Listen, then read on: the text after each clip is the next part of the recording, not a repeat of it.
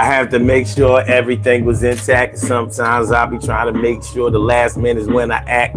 So I had to make sure the mic was on. I hope y'all can hear me going on loud and clear here. Do you hear me right now? I hope that you do, because I know that I'm down with the DG show. My name is Son 752, not 751. And we're here till I'm done. And it's going to be way after 1, but we started 1 a.m. on every day, the weekday, on the Saturday, Sunday too. And it's me and my crew. Y'all know who we are. We like stars up in the sky. Yeah, 9 planets spinning around the sun. And I know that we going to be the shit. And I'm going to make sure that we make it totally legit. What's up, y'all? It's the Daily Go Getimism Show. I'm your host, Son 752. And tonight, we're gonna take a little walk back. This is Throwback Tuesday. It's pretty petty Tuesday, but this is Throwback Tuesday for us. And today, we're gonna talk about the reason that people don't dress up as much as they used to. Why we don't dress up as much as we used to. And I'm not sure if we don't dress up as much as we used to, or has dressing up taken on a different form than it used to. Like, does dressing up look different than it used to when we were younger and coming up? Well, we about to see about it right now. Do y'all understand how we doing, how we living now? Yeah. Daily Go Getimism Show. I'm feeling like a real man should, and I hope that you are too. So we gonna do what we do, y'all. Yeah. The reason we don't dress up no more. Class pictures, school pictures. Remember those? Everybody who grew up in the era of the class pictures remembers, like, why did we look so different in the class pictures? Well, one thing about the class pictures that was pretty evident is most of us dressed up in the class pictures. Let me put it this way. Maybe not in the class pictures, but definitely in the individual student photos. So, the class pictures and the individual student photos, the photo day, picture day, weren't always on the same day. So they might have caught us in the dungarees and the tough skins and the hush puppies or whatever. But dressing up was a big thing. It was a big deal when we was growing up. And that's whether you went to church or you went to some kind of function, a party, a show, or something. Your mom, I don't care what your economic situation was looking like. Your mom wasn't just going to let you go somewhere in rags looking like what you was looking like, because we were rough. We were rough and tumble when we were coming up. We didn't just wear our clothes when we were coming up as kids. We went outside, we played. So to see somebody with holes in the knees of their jeans when I was growing up wasn't an uncommon thing. It was a really, really common thing. Patches on the knees of the jeans, of the pants, sometimes sewn in, or with brands like Tough Skins, they was already pre-sewn in. You can see the patch on the jeans on the other side. They was reinforced from the inside. So that, the way that we presented ourselves, the way that we looked, was a big deal. And I'm not saying that the way that we look now isn't a big deal, but it's different. It has changed. It has taken on a different form. It has transformed. It has gone in a different direction. So now maybe dressing up means a different thing, or it looks different than maybe the old heads can recognize. And I recognize myself as being an old head, and I realize that, shoot, I don't even dress up to go to certain places like I would have done before. I mean, I remember just going out to eat, going out to a restaurant. And it didn't matter what the restaurant was. Your mom would make you get dressed. Yeah, you didn't wear the clothes that you was outside playing with to go to, even if you was just going to Howard Johnson's, Rustler's Steakhouse. Yeah, Rustler's used to actually be a steakhouse. A steakhouse wasn't the big deal back in the day that it is now. Yeah, you go to Rustlers, which eventually became Sizzlers. No, Ponderosa became Sizzlers, right? Anyway, when the family went out, they went out as a unit, a family unit, the mom, the dad, the kids, You know what I'm saying? Leave the dog home. A doggy bag was actually for the dog. So, but we went out and we presented ourselves, whether we had a reservation for the restaurant or whatever. The kids look good. They look like, they combed their hair. They didn't just look all tattered or like we had to throw them in the car on some old last minute type vibe. So, dressing up was a presentation, and appearance was a big deal. And maybe it's not as big of a deal now as it was before. Or maybe we think that we're dressed up now more than we did before. And maybe there have become more options now than there were before. So maybe dressing up has taken on a new meaning. But we're going to find out. We're going to find out. We're going to look at it. We're going to investigate. We're going to see what time it is. Time it is. How y'all feeling, man? Yo, let's get it popping. Let's get it popping. All right. Out the gate, T Carry right, morning, noon, and night. It's always great to have my peoples going directly into your site. Stacy White, thanks for coming on through, representing the D. Yeah, I understand how you do. And Joe, what's going on? Appreciate you coming through with the flow. Yeah, I know you know. He says, I missed a bunch of videos. I'm embarrassed to say. Man, there's no need for embarrassment, man. You know what I'm saying? Real life happens. Real life happens. And it don't just happen 1 a.m. Eastern Standard Time. You know what I mean? You have business you have to take care of. And I hope that you took care of it and you found this time to come spend with us. And you know what I mean? We're going to treat you like you was here yesterday. And hopefully you'll be here tomorrow. It's all good. Love is love. Oh, look, I mean, look, you just said it. It's been a minute since last time. I'm going through some rough things now. Seem to be stressing a lot. I just got scammed by a mobile mechanic. God damn. And he's not sending my money back. My car broke down in front of my mom's house and been looking for a mechanic about a month. I'm not sure what to do. Damn, man. See, you lived in a city like Philly, you find a mechanic on every block. And if it ain't one on the block, it's one around the corner. And you tell your neighbor, he called his cousin over or something like that. I hope it works out for you. I mean, it shouldn't. I thought everybody had a mechanic somewhere local. And you got to get yourself your own personal mechanic. Not one who works for you, but one who will do your work for you. Wait a minute. That's Sir Silretta? Silretta Jones? What's going on, Silretta Jones? I hope I'm not messing your name up. I don't like to do that, so please pardon me if I did. And Slow G says you can eat an apple off of one bite, huh? I do like apples. And you know what? When I eat an apple, son, I eat the whole thing.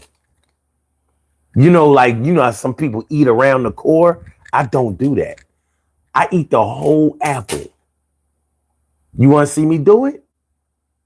I eat the whole apple. Like there's nothing left. I used to do that shit on the subway.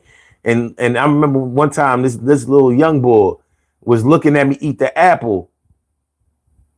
And he watched me eat this apple. And I remember he looked at his mom like, yo, there's nothing left. And I was laughing, I was giggling on some silent shit like, but that's what I do. And I've learned that that's the way to eat an apple. I mean, you think about it, animals don't leave nothing behind. And I'm an animal. So, you know what I mean? Okay.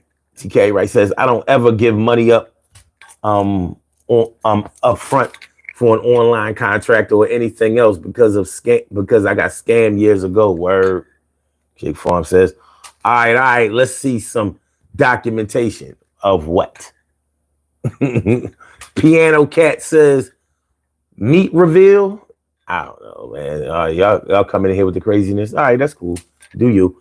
All right. The boy Chop. The boy Chop says you can tell from a tree trunk how old the tree is from how many rings your forehead has. Can Yeah, I could tell you old as hell. I'm 54 years old. I turned 54 August 12th. So 2 weeks ago, I turned 54. What the fuck? You think I'm gonna come on here and hide my age for what? You know, it was people here when you got here, right? If you leave here, people won't be here when you leave. So, you know, I ain't old as Joe Biden or Donald Trump or anybody like that, but yeah, I'm not a young man. But I think I'm still dope. Maybe you don't think I'm dope, and that's okay. I've always thought I was dope. I've never had a oh man, you're not dope no more day of my life. So, you know, I'm gonna still rock with that. Yes, seek a haircut. Book recommendations. Actually, I have a few. And I'm gonna get back with you though. Sean Petrus, what's going on? He said, what the fuck? All right. And T Nutty says, what's up, brother? Love from Virginia. No doubt. VA all day. Thanks for coming through. Appreciate that. Appreciate that. And Indigen? Wait a minute. Indigen. Is this sort of like indigent, right? Indigent? All right. Say something nice about another race. All right. Something nice about another race. All right. Petite Duck says, you look like my boy Mustafa from Egypt. Shout out to your boy Mustafa from Egypt. Sunshine Love. I like that. I like that name. Sunshine Love. That's what's up. So drop these pistachios off on your tongue. Make me. All right. See, y'all lucky. Y'all lucky that YouTube been fucking with me lately. So, you know what I mean? I kind of had, you know what I mean? The little antics that I would, like, I'm going to still shoot back at y'all. Bow, bow, bow. But I'm not going to empty the clip on y'all. Let me cleverly 90 seconds. Don't tell me I did that. I did that. Because they'll never let me fix this shit right. Let me see. Let me see.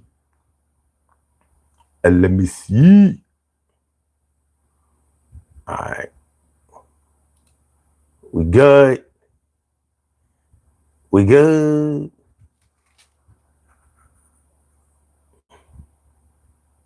We good. Everything's straight. We good.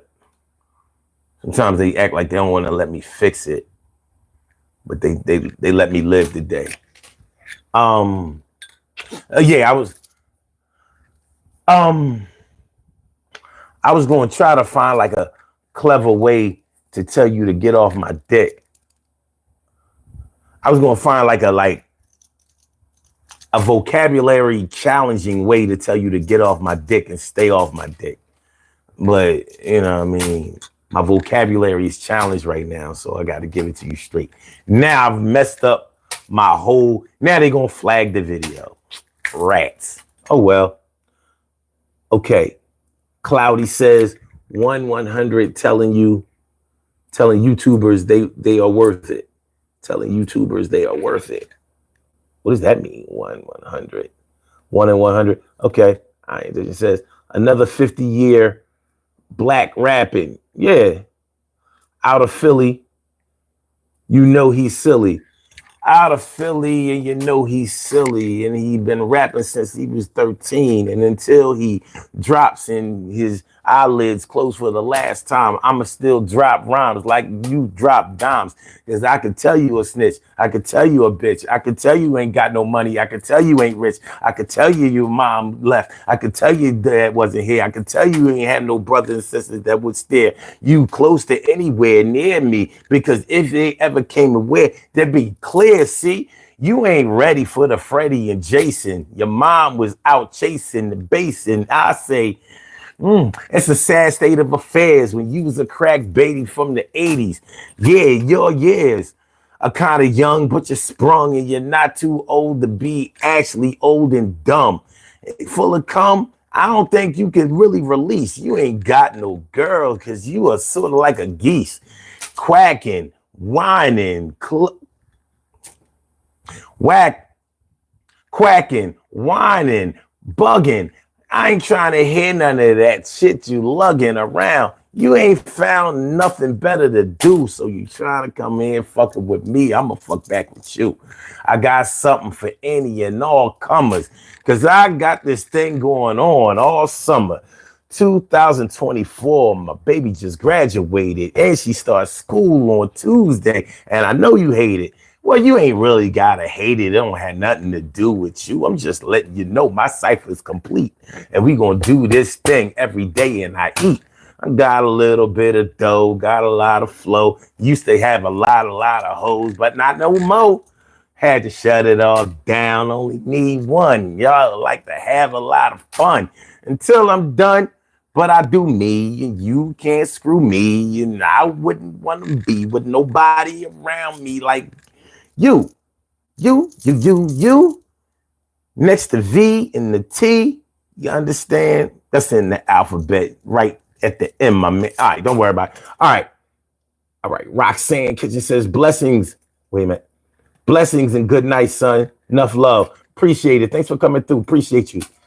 97977 H. John stay string, bro. I don't know. Oh, strong. Okay, that's what's up. Texas Repost says I'm 51. That's what's up. Thanks for coming through. You know what I mean? 70 babies. Represent 70s babies. 70 babies represent. Roxanne says, I'm new to your channel. Well, welcome to your channel. You know what? I'm going to do something for you just for coming through. Troy McNeil, my brother, my mellow. Thanks for coming on through. What are your thoughts on BDFA? You know what? I don't know what BDFA is.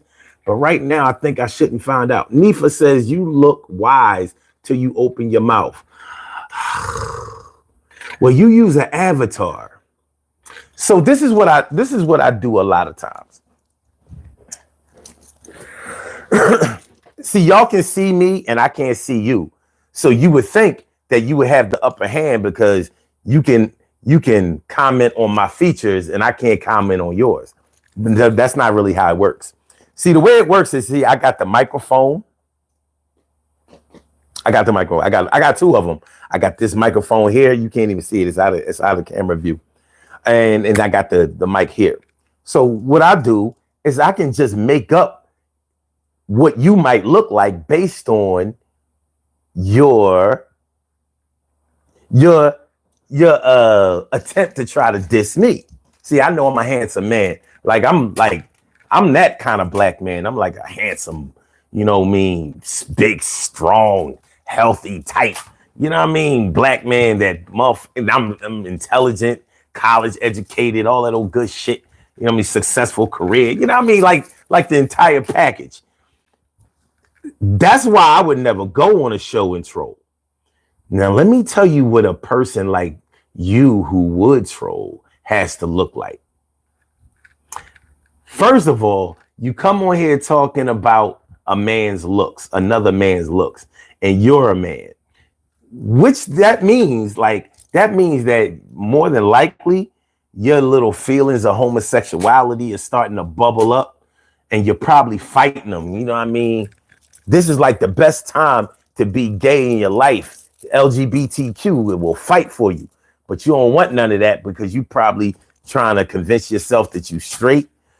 But you see me and your little dick is getting hard. And that feeling is probably scaring you. And so you try to project that on me. And damn, you came to the wrong place because psychologically I figured out that kind of dumb shit because I went to school and I've been taught to understand why people do certain things. So peep game, because it gets interesting. But the problem is you came to the wrong place because I'm a 100%, straight man, unblemished record and all of that kind of shit.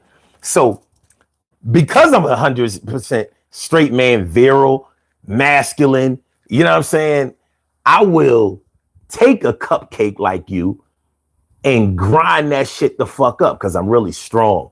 Like I'm arm wrestle strong. I mean, look at this shit. You know what I'm saying? Like I'm arm wrestle strong. I got break your fucking arm.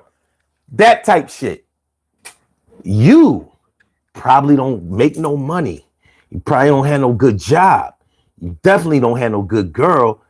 And even if you have a girl, you in the closet. So you the type that will watch a movie with your girl and see like a sex scene in the movie and be like, yo, this is a nice sex scene. And your girl don't know you looking at the dude. That's you. That's you. That's you. Now, please don't be mad at me for outing you. Because don't worry about it. You behind that avatar. And remember, nobody can see you. Nobody can see you. So they don't know. But now you feeling it. So later on tomorrow, you're going to be thinking about the things that I said. You're going to be like, yo, how could he say those things?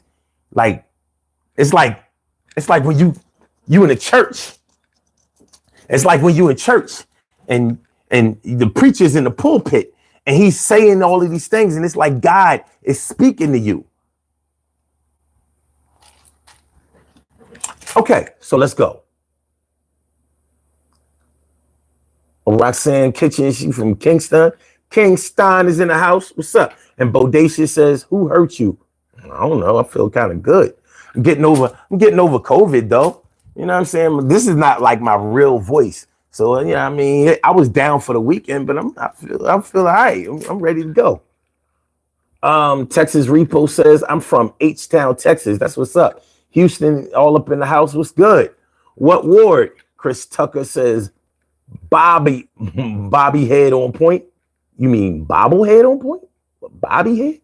Phoenix Ranking says, how do you get so wide, bro? What kind of workouts do you do for that with? Honestly, my dude, I don't work out hard anymore. I do push-ups. I do some arm curls. I do some military presses, but that's all I do as far as weights are concerned. This is a lot of muscle memory. Like my man, Troy McNeil is in here. Troy knew me when I used to work out. I'm talking about, you see, my name is Sun752. I used to do 752 push-ups. Troy knew me when I used to challenge motherfuckers in the laugh house. Like they start talking shit. I'd be like, all right, let's go to the push-ups. Come on, we do them. I used to tell them, y'all do however many push-ups y'all can do. Let's say, I know y'all can't hang with me. Y'all do 20 and I'll do 50 to each one of your 20s. And this is after I already did 752 of them at home. I'd be like, fuck it. Because I know they going to tap out anyway. He knew me when I was like that. So this is all muscle memory. Once you get your body the way that it's supposed to be, after a while, you don't have to keep. That's for cats that, you know, like I don't go to the gym or nothing like that. I stay in the crib because I'm not trying to be in no competitions or whatever. My genetics and my little program, you know what I mean? They keep me right. So what else I do? I do a lot of core work. So I work with the rolling pin. I do leg lifts. You know what I mean? You know the leg lifts. Oh, I put the joint back. Oh, you know. You know, I do the leg lifts. That shit. I'm trying to get this gut down. You know what I mean? I used to drink a lot of beer back in the day, so I'm trying to get that together. All right. This is what we're going to do, because this is a lot of comments now. It's a lot of comments now. So what I want to talk about tonight, what we came here to talk about tonight is the reason people don't dress up like they used to. And we don't. We don't dress up like we used to. And what I don't like to do is that I don't like to project that just because I'm an old head. I'm 54 years old. I don't want to take away this generation's. I don't want to take away their shine. I don't want to take away their fun. I don't want to act like whatever they do is bad compared to what we do. It's two totally different generations, and the two don't have to clash. But what I do recognize is there was a time when getting dressed up to go somewhere was a big deal. It didn't matter whether it was a party, church, a graduation. Sometimes, dudes used to, get dressed up to go see a new chick. You go in a different neighborhood. You going over their crib, their mom. She might have a mom and a dad. You know he gonna be there. You ain't going over there to get no ass. You actually going over there, you know what I mean, to holler at her, see what's up. You ain't had no car, nothing like that. So, you got in the tub, got washed, put on your little cologne. I'm talking about some Dracar, some gray flannel, you know what I'm saying? Some polo, colognes back in the day. You threw on your good shit, whatever your good shit was. Some Sergio Valente jeans, some Adidas, a fly Adidas sweatshirt, patterned out. Whatever it is that you did, you got dressed. You went over there looking good because even though you knew you wasn't getting no ass, you was going over there to make an impression. You wasn't going over there on no smut type vibe. You was going over there because you actually liked the chick. You was trying to see her, and you knew that audition was going to get you the next joint where you could take her out, go to the movies, whatever, get her by herself, so you can get a tongue her down movie, get up against the wall. You know what I mean? Get your grind at you.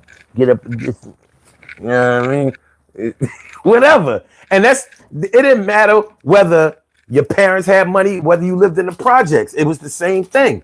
One thing about black people, I don't care how much money we make or don't make, we're going to find a way to look good. We're going to dress up. And the old heads taught us how to do that. Now, it doesn't seem like that same energy exists today. It's not the same thing. What up, Cam? What up, I'm awake? What up, Joe Hackman? He says, I wear Burberry because I'm a real ninja. That's what's up. I feel that. Roxanne says, that's real stuff. I mean, that's how it was. That's how it was. I'm not talking about, I was born in 1970. I wasn't born like in the 20s and no shit like that. But it was what it was. I was a teenager in the 80s. It was the Get Fly era. It was the Get Fly. Speaking of Get Fly, it's time for us to get dressed. Hold on. Before I go any further. Yeah. Since we talking about why people don't dress up anymore, let me put my clothes on. I didn't wear, I came here in my street clothes. It's time for me to put my work clothes on. All right, let me put my uniform on. First leg of my uniform. Put my uniform on. Put my shit on. All right. Yeah, now I can do my job properly. You know what I mean? All right. Now it's time for y'all to put y'all uniform on too. It's time for y'all to put on your uniform too. Yeah, you come through. Now here's what we gonna do. We got the one on the left, the one in the middle, the one on the right. Which one you wanna wear tonight? I said the one on the left, the one in the middle, the one on the right. Which one you wanna wear tonight? All right, Roxanne says, okay, wait. She ain't say nothing yet. She's answering a question. Which one do y'all want to put on? And I'm gonna show you how it go. Olivia says the one on the right, so that would be this one. Beautiful Young says middle, that would be this one. All right. Troy, you trying to call in? You know what it is. I'm gonna give you that number. All right, Cam says middle. Kate says middle. We got two for middle. Middle is looking like the one. Up. We got middles. All right, middles. We gonna end it right there. The middle. All right, y'all. This is what I need y'all to do. Stick your neck out. Stick your neck. Ah, yeah. Oh, yeah. Somebody looking good tonight. I think I know who it is. I said, somebody looking good tonight. I said, I know who it is. I think I know who it is. Let me give y'all the ocular proof here. Let me give you the ocular proof. Oh, yeah, that's looking right. Look at you. Look at that. Huh? Looking quite beautiful, quite lovely, quite gorgeous, quite pretty, quite handsome, quite suave, quite debonair, quite fly, huh? Take a screenshot. Take a screenshot Yeah, you know how we do when you come on through. We take a picture of me and another one of you. This screenshot with the cow bones. We rock the cow bones for 2 hours until we go home. Cow bones. I said the cow bones. Yeah, we together. We crew. We never stand alone. You got it? All right, let's go. We are ready and we are in motion. We do this thing, taking off fast lane, no coasting. All right, so now, like I said, getting dressed up for us, it was a big thing. In the 80s, there were so many different ways to get dressed. There were different ways to do this. And caller with the last number 7797, I see you. I'm going to come grab you in just a second. There were so many different ways. If you look at the old videos, it'll tell you the story of how many different styles there were in the 80s. Like, a lot of people will have you thinking that we all wore the same shit, and we didn't. But check this out. You look at the way Run DMC dressed.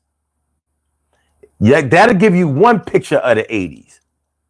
Definitely on the street code of the 80s. Like they was just on the block rocking it. Even though you didn't that shell tops with no shoelaces, nobody did that in Philly.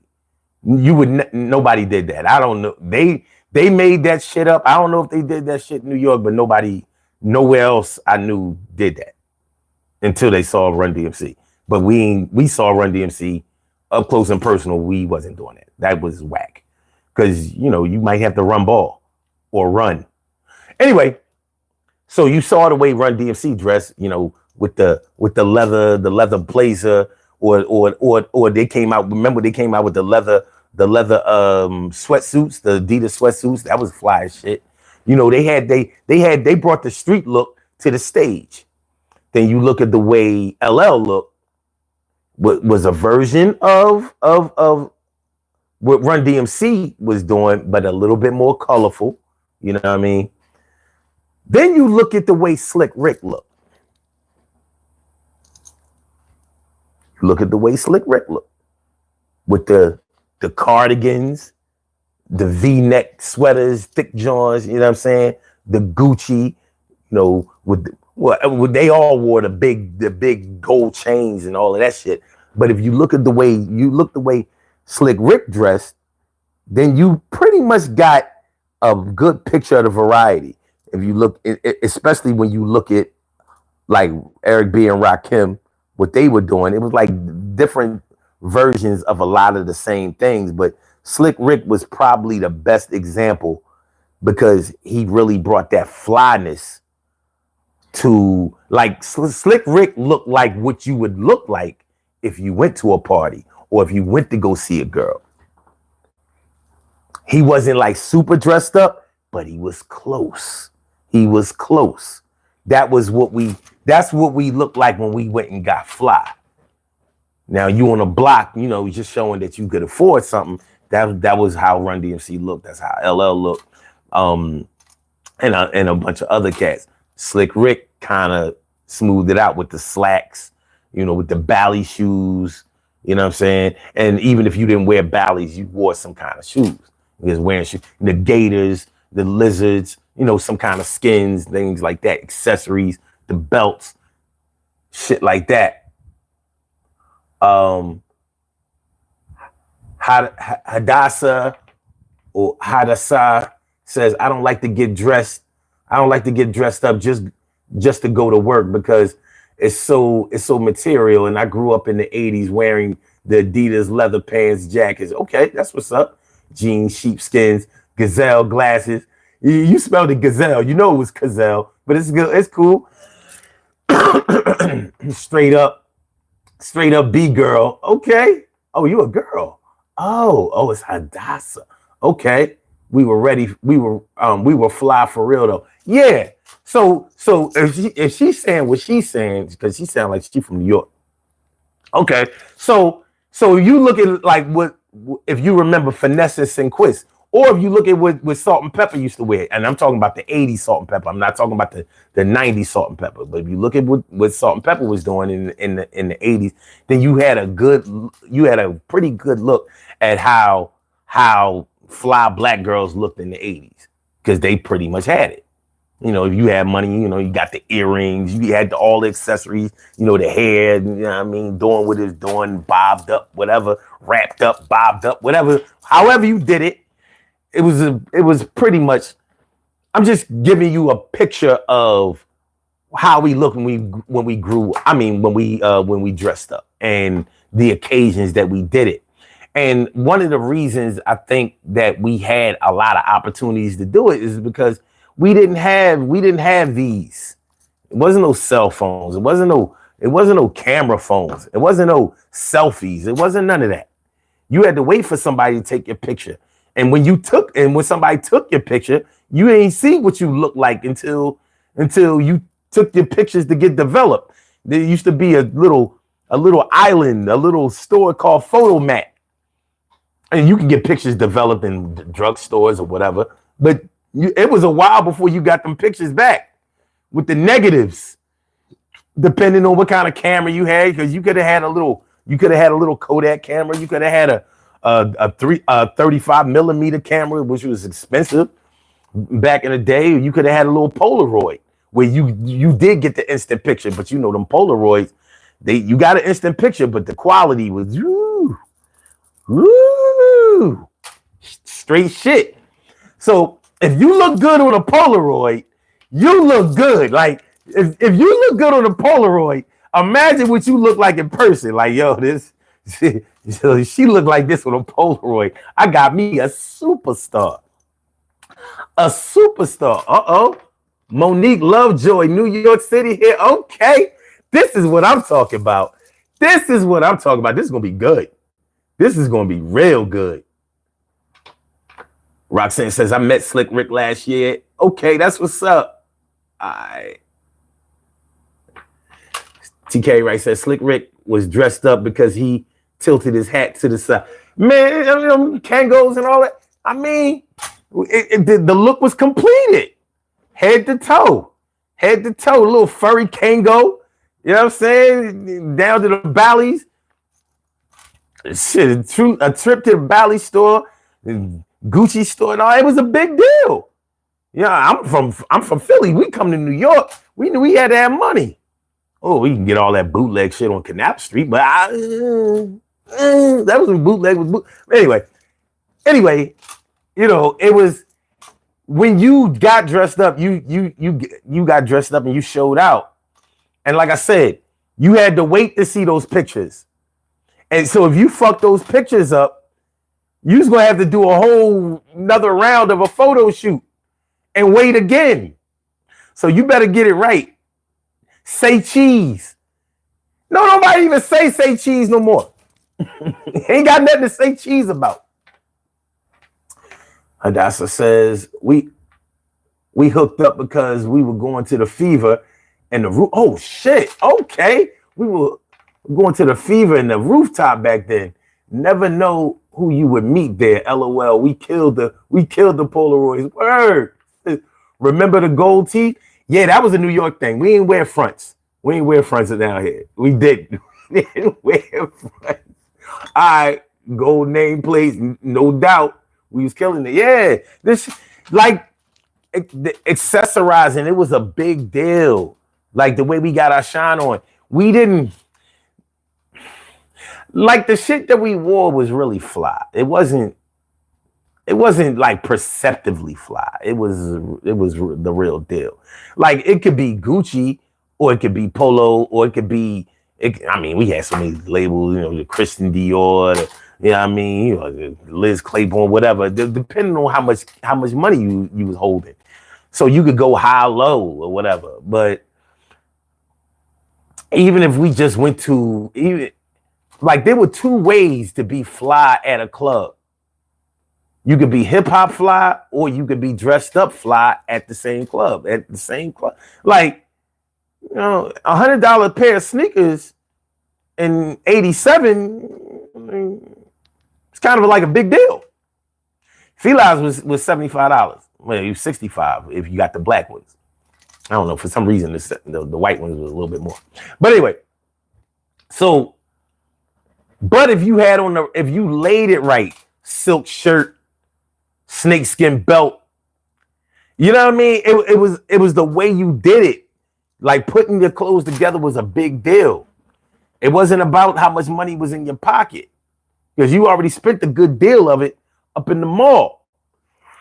Let me take this caller.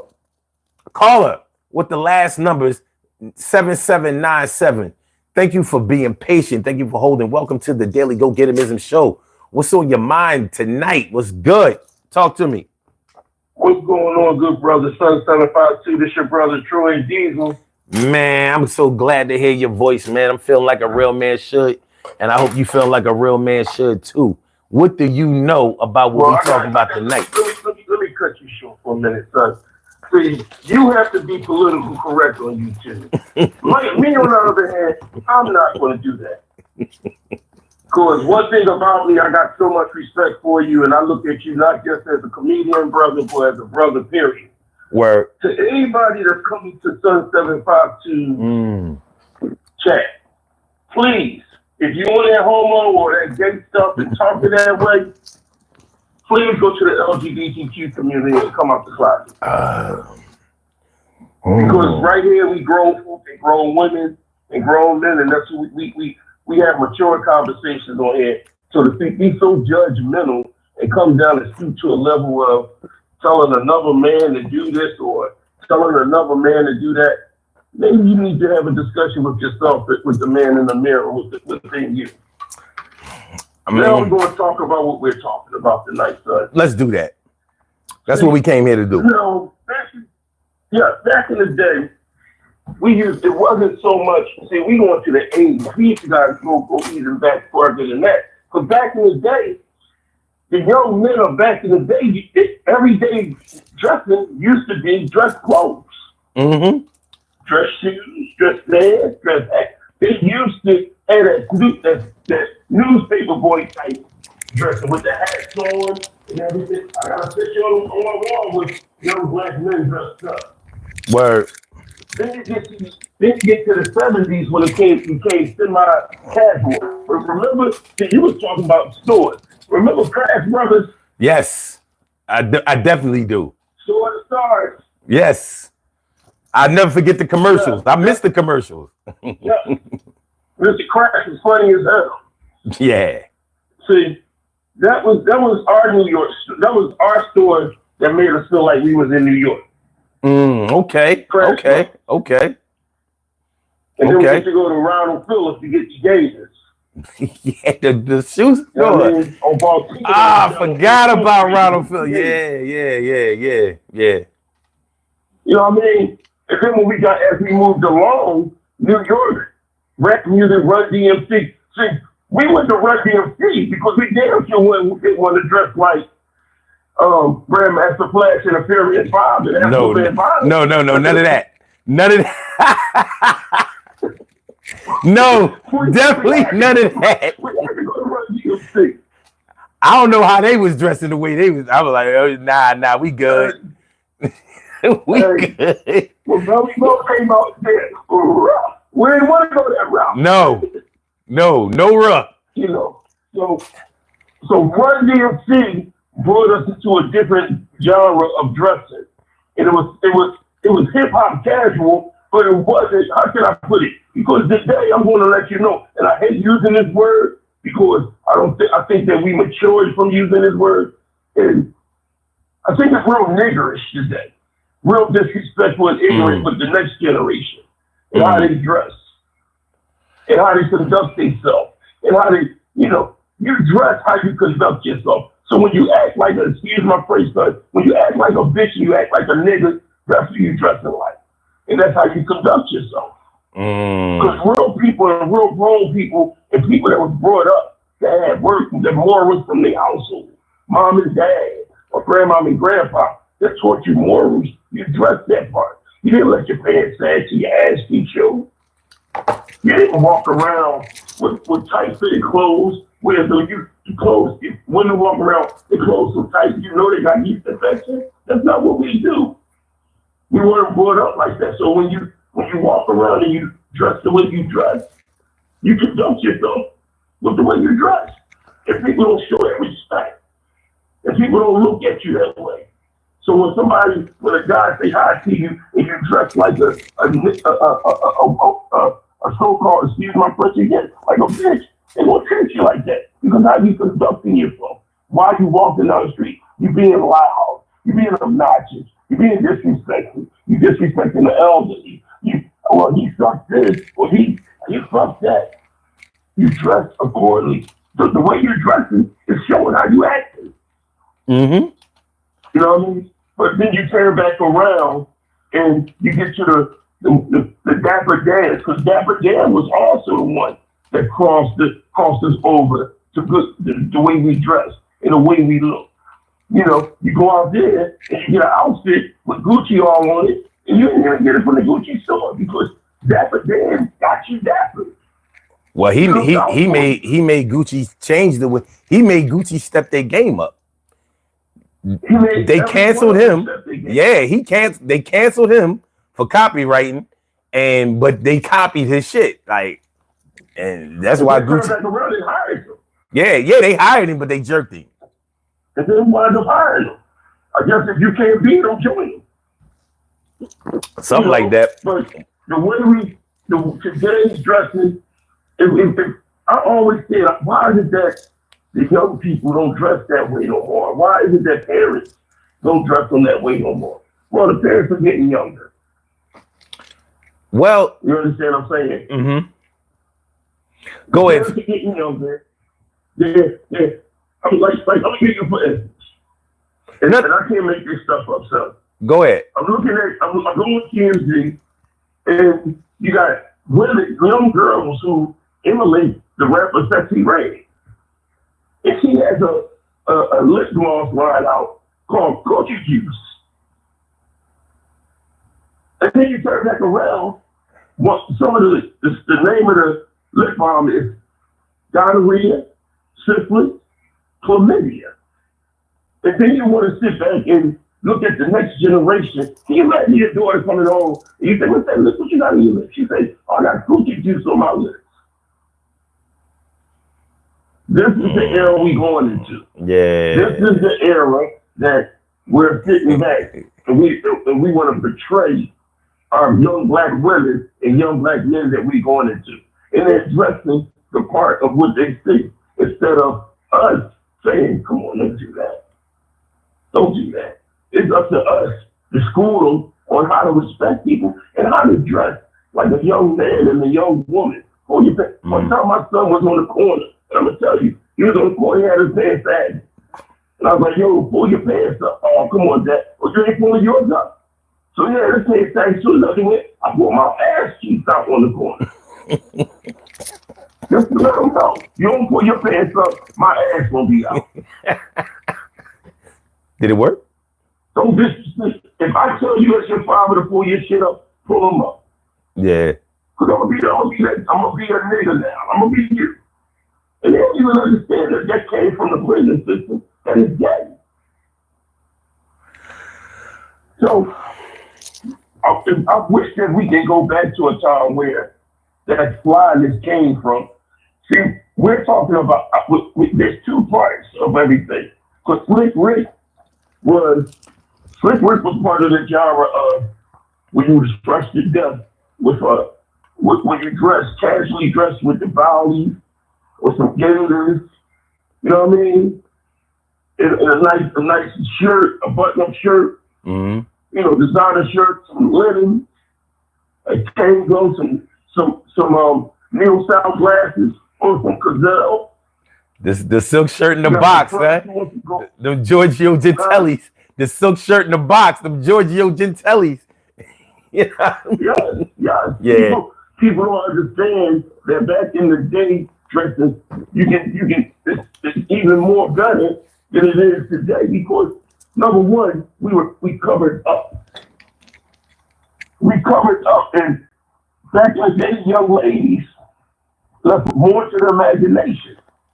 Today, there's no imagination. You see everything before you even get to talk to them.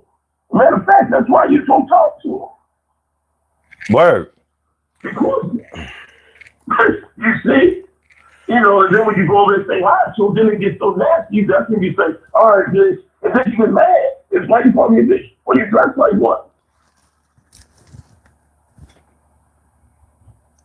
Yeah, and that's the whole thing about it.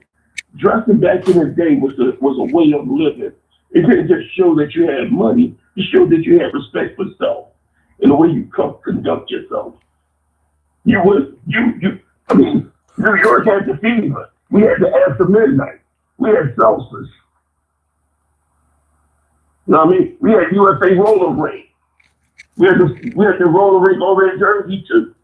Mm-hmm. You know what I mean? But the after midnight, right there on 15th and Cherry, that's where all the rappers, New York was coming from people who come from New York coming there. We talking about LL performed there, Cool G Rap performed there. I seen both of them before they really popped up. Steady D, Cool C, and all the Hilltop Hustlers was performing there. Oh yeah, hell yeah. Let me tell you something, man. Philly scene, dressing scene back in the day, along with New York, there was no other, no LA and all that other shit could not compare to what Philly and New York did. No, it was the East Coast thing. Dress-wise and clothes-wise, we're the innovators of a lot of shit that people don't really understand. Well, it was definitely the area of the fashion. That's where everything came out of. But what I want to talk about is not just the fact that we dressed up, but what was the reason? Like, where was it coming from? Like, where was the spirit of it? And I think, Hello? Yeah, can you hear me? Yo. Hello? Yo. You can't hear me?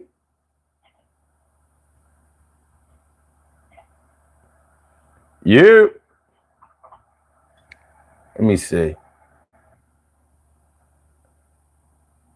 I don't know if it's his audio, my audio. Okay. Y'all can definitely hear me on the YouTube side. See, my man can hear me on the Blog Talk side. All right. Hello? Yo, can you hear me? Yeah, I hear you. Okay. All right. So now. What was the last part? The last part of what she was asking. Okay. Now what I was saying was, I know that we used to, dress fly and all of that, or we used to dress up. But what I would really wanted to talk about is, where did the spirit of the dressing up come from? What was the motivation of it? And what happened to the motivation these days? Now, I think you touched. Hold on. Because I think you touched on it a couple of times.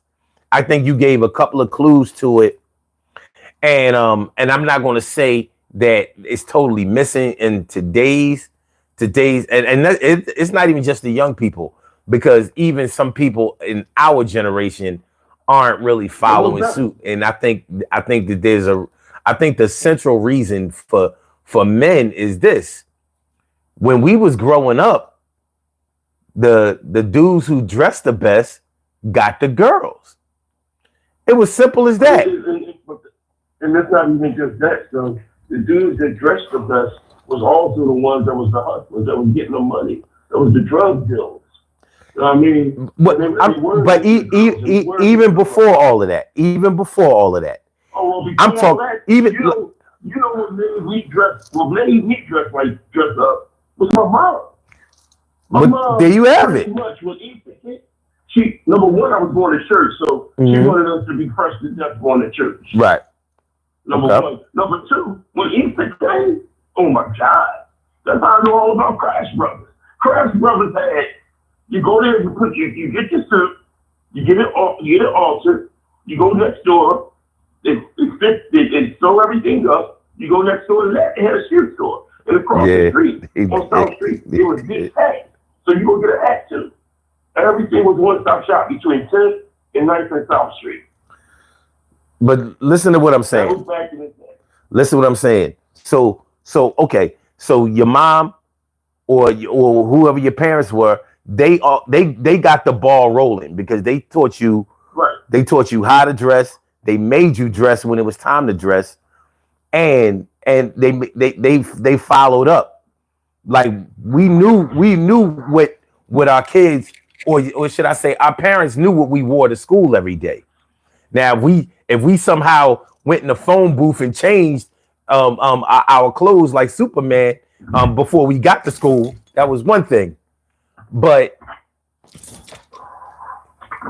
when we went shopping for clothes and all of that kind of stuff, our parents knew they paid for it, so they knew what they bought.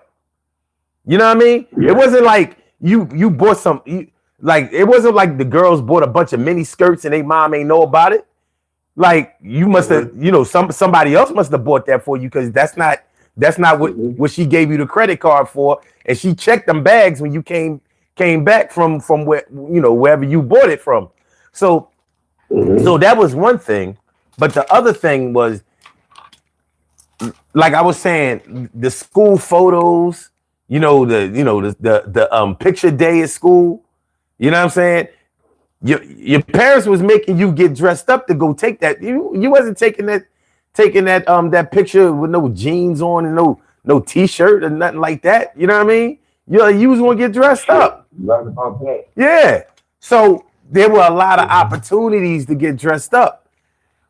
If you went to a function at school, I don't care whether it was a theater production, you know what I mean, an assembly, anything that happened at school. But after school, you was gonna have to get dressed up to go to it, unless it was like a sporting event. And even if you went to a sporting event, there was a lot of times you wasn't going there in your play clothes or your street clothes. You know what I'm saying? You was still representing your family and your people and yourself in a respectable way everywhere you went. So there was a certain energy that was attached to how you dressed and who taught you to dress that way and wherever you went. So and there's one other thing that we have to remember, Troy. Remember when you went to go look for a job, you had to go look for a job. You didn't fill out no application at home. You had to go and fill out an application wherever it was that you wanted to work. So whether you went and worked, whether you wanted to go and work for a hospital or an insurance company or I don't know, a store or whatever, you went and asked, are they accepting applications? But you was already dressed just in case they gave you an on-site interview. You had to be prepared for that. Yeah, you had to be prepared for that. So it's not like it is now. Now you fill out your applications online. You even do your resumes online and all of that kind of stuff. I'm a chef at the Sheraton Suites, right? Mm-hmm. And we had a job fair. 2 times we had a job fair. If I tell you some of the shit people came in that door with clothes on, job buttons, I had to pull 2 people to the side. 2 people, 2 young people, our people. So I had to tell them, yo, you are a young woman, you are a young man. And you represent your mother and your father when you come looking for a job, regardless of how old you are. Mm-hmm. You mean to tell me that you're going to come to a job with some tight-fitted clothes on, some sandals, some open-toe shoes, and your breast showing?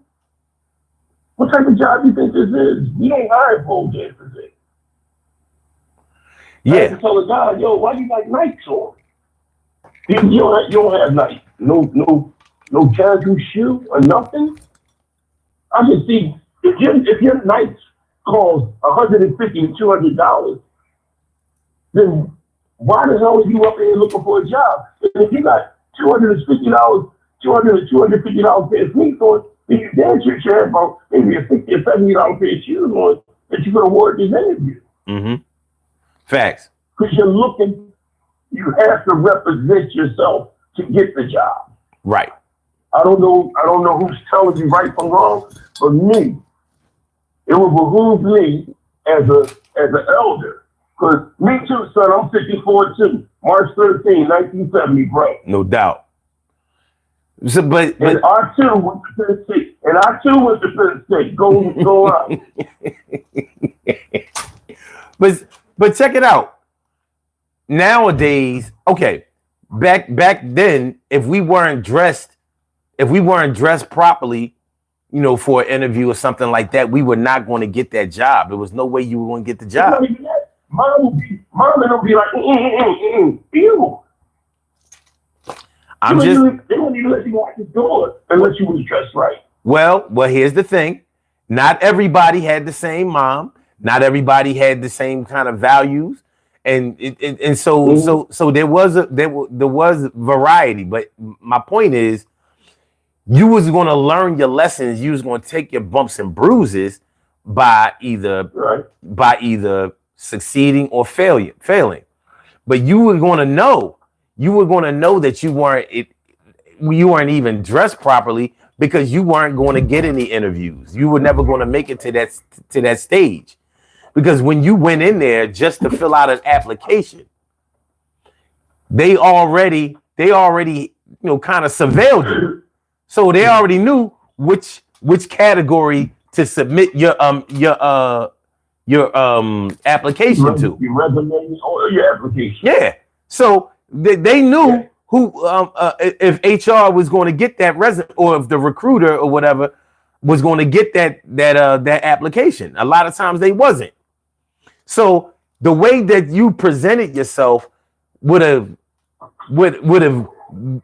probably excused those grammatical errors on the application, or areas you might have left out and things like that. Because your presentation, even and it didn't have to be a job that you had to dress up to work at, but you had to get your foot in the door just to be able to put on the uniform.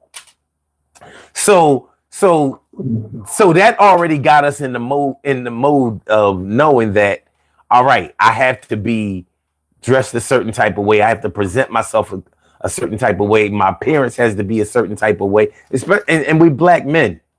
So we knew that, listen, we are already at a disadvantage visually and stereotypically.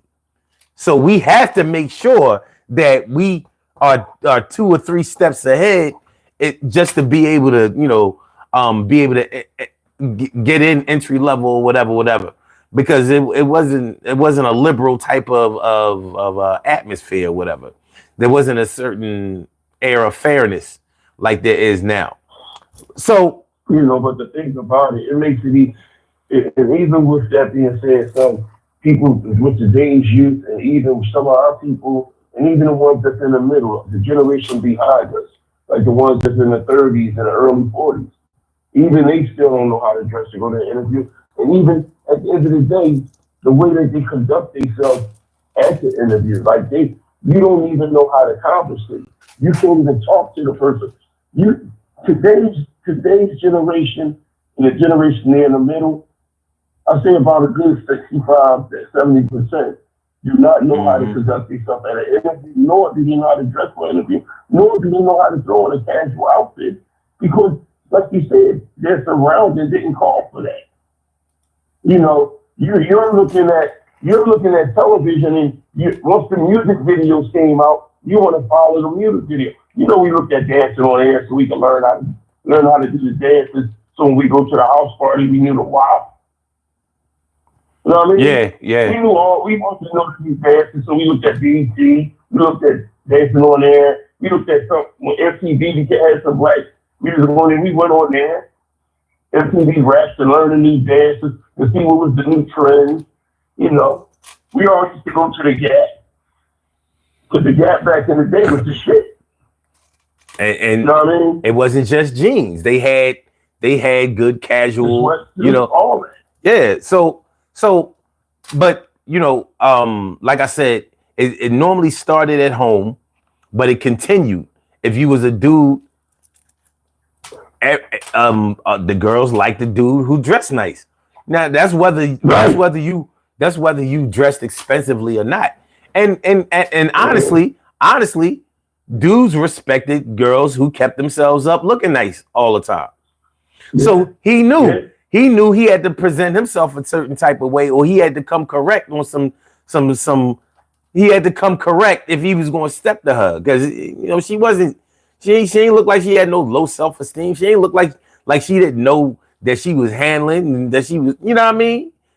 He knew he could clearly see, like, oh, somebody mom got a good job.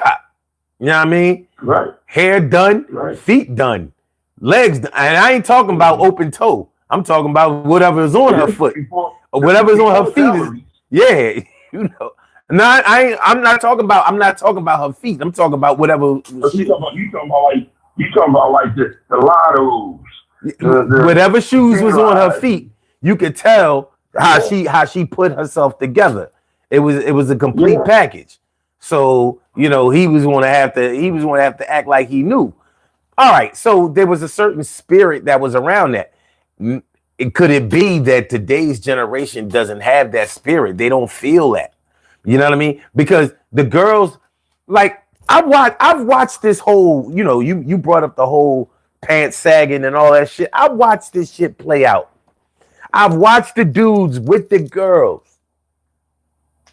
And regardless of how the girl looks, no matter how well she may be dressed or how scantily clad or whatever, however she looks, one thing I have never seen in Generation X or Z. Wait, with Generation X. What I meant was, it's Generation Z, and what's this one, this current one after because Generation X ended with us. After 80s, what they call this shit? The millennials. Yeah. So the millennials is after Generation. One thing about the millennials and Generation Z that I've never seen, and I watch these girls. I watch them with the dudes, and I'm watching these dudes with they, pulling up their pants and blah blah blah blah, and the girls laughing, with them. They playing around, whatever they doing. I watch their interaction, and I've never seen or heard any of them girls say, "Yo, pull up your pants," or "Why don't you go get a belt?" Mm-hmm. I've never seen them do that. Mm-hmm. So they've accepted all that sagging shit. Well, what? Like right now, they accept the guy walking around with their fingernails polished. Well, we're not getting to that part yet. We're not getting to that part yet. You know what I mean? That's a separate issue. Shoot, the gay dudes used to dress nice too back in the day. Even they don't dress nice no more. I'm like, what? I thought that was by default. Yeah, but no, I ain't fucking with that. So, but like I said, they have accepted, dudes don't, not dressing up. Even if they take them somewhere, they go places and stuff like that. They're not accepting. I mean, they're not insisting that they dress nice or that they show out well or that they look, like they got some sense. I mean, shit, bro, let's think about it. They accept a lot. We talking about a whole new generation. You walk down the street and if a younger boy, if it's me, you, or somebody in their 40s, hey, how you doing today? You look lovely. They ignore you. As soon as somebody say, "What's going on, bitch?" They like, "Hey, how you doing?" What? Mm. They accept a lot, sir. One thing I had to learn the hard way. That clothes does not make the man. You make the clothes. That's a fact. Clothes do not make you. What you say? I said that's a fact. Because I remember so vividly. It was one Father's Day. I went out. I went to the gallery. I got me some ostrich skins, the ostrich skin belt with the gold buckles on both of them. I got me a cream outfit. Cell phone was expensive. I was looking fresh to death. Got the fresh haircut. Just got my tax money. I'm walking around like Johnny Kemp. Just got paid. I'm happy as shit. I go down Delaware Avenue to the club. Me and my boy Anthony Allen from South Philly. We get in there. Guess what? I see some more. Just before I became a comedian, I seen some more. So one of my boys went over dancing with her, getting this thing on with her. I'm trying to holler at every chick. You thought I was Joe Torre in the movie, what's that movie you played there? Sprung. Okay. It takes more work with the chocolate bubbles and some shit. So I'm in there trying to holler at people. I thought my clothes would get the chick. No, fuck your clothes. No, you need a personality. You need to know how to talk to people. You need to conduct yourself like a man. Everything, nothing, clothes is not going, somebody can tell you you smell good, but after they say you smell good or you look good, what's the conversation? Mm-hmm. So even though we throwing all that fly shit on and everything, like it starts with my mom, then it started with my brothers, then it started with looking at TV, then it started with what the girls like. Mm-hmm. Then it started with seeing what everybody else was wearing if you wanted to wear it. Mm-hmm. And then you just develop your own style. So there's a nucleus of things that happen.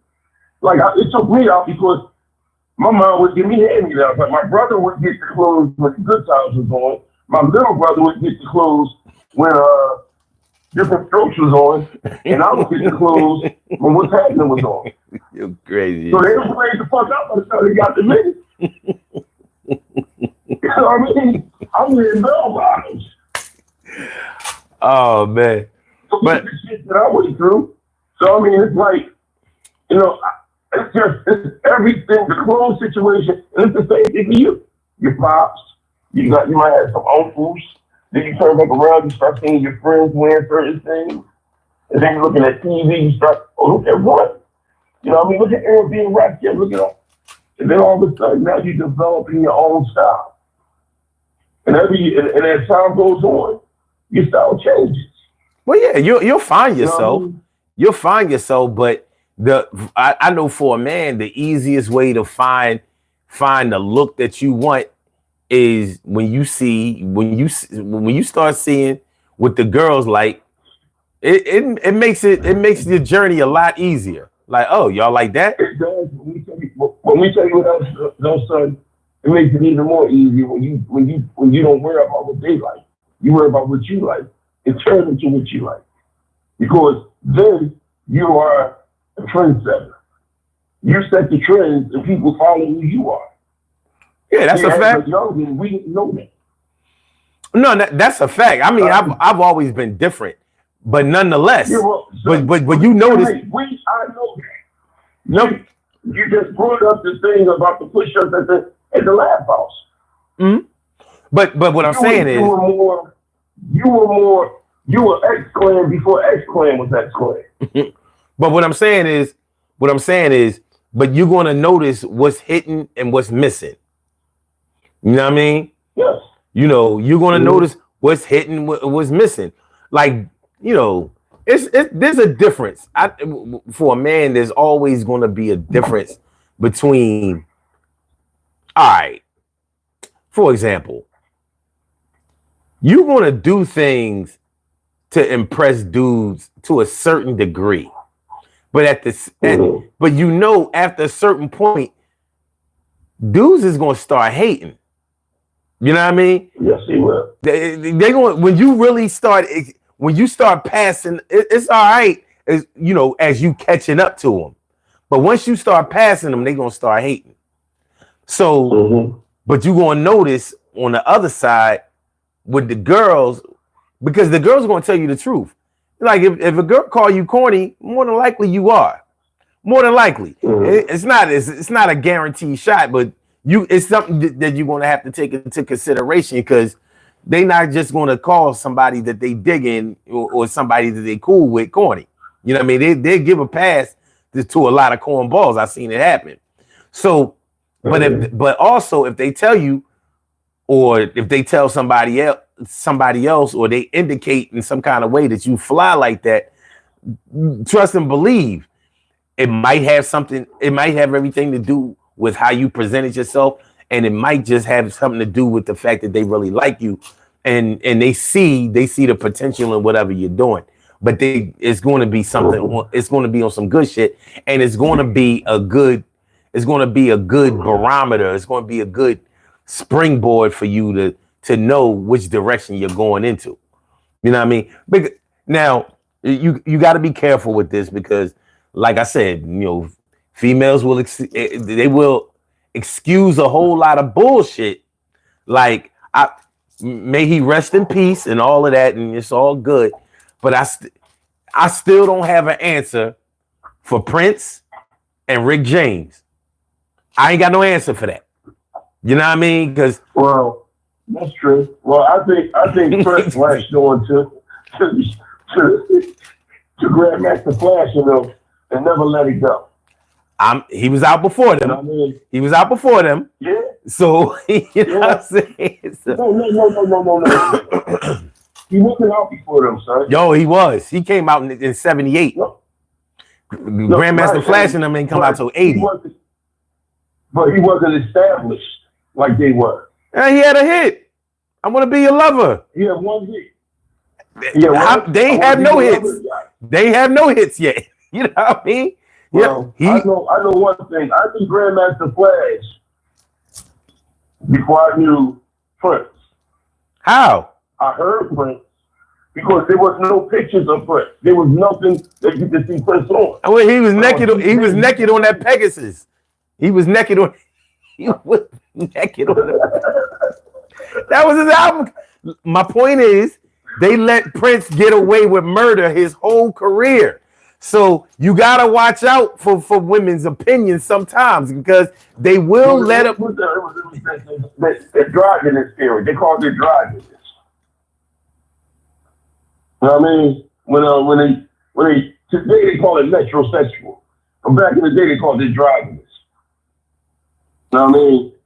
Yeah, they will. I mean, I agree with you on that, but you will never see no. I mean, unless they transgender, I don't think you would ever see today's youth dressing like Prince.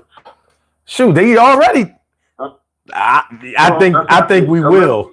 I think we will. But anyway, my thing is, you got to be careful putting all of your eggs in the basket of what some women like, because they will allow some shit to go on. You know what I mean? Like look at all the women who have gravitated to a dude that they found out later on was on the down low and shit like that. And I'm like, how everybody else knew that this dude was and you didn't seem to notice? You know what I mean? Like I don't know. You brought up the word metrosexual. What I mean, look, something. I don't know, but normally, the traditional women, they liked a man who dressed nice in a masculine way. You know what I mean? They like a man in a. That's why they say. Well, I think it's one of the reasons why they say a woman likes a man in uniform or whatever, because it's pressed. It's straight. It looks well together, well put together. You know what I mean? And they insisted on that. And it's funny. It's funny. I see my man. He dropped off. If he called back in, I cue him back in. But yeah, y'all. Even police uniforms, they don't look the same. Have y'all peeped that out? These cops nowadays, you be like. The cops are damn near sagging. You peep that shit? Remember back in the day, the cops were required to wear the hat. You didn't see no cops out there with no hat on. When was the last time you saw a cop with the police hat? Do they even have it anymore?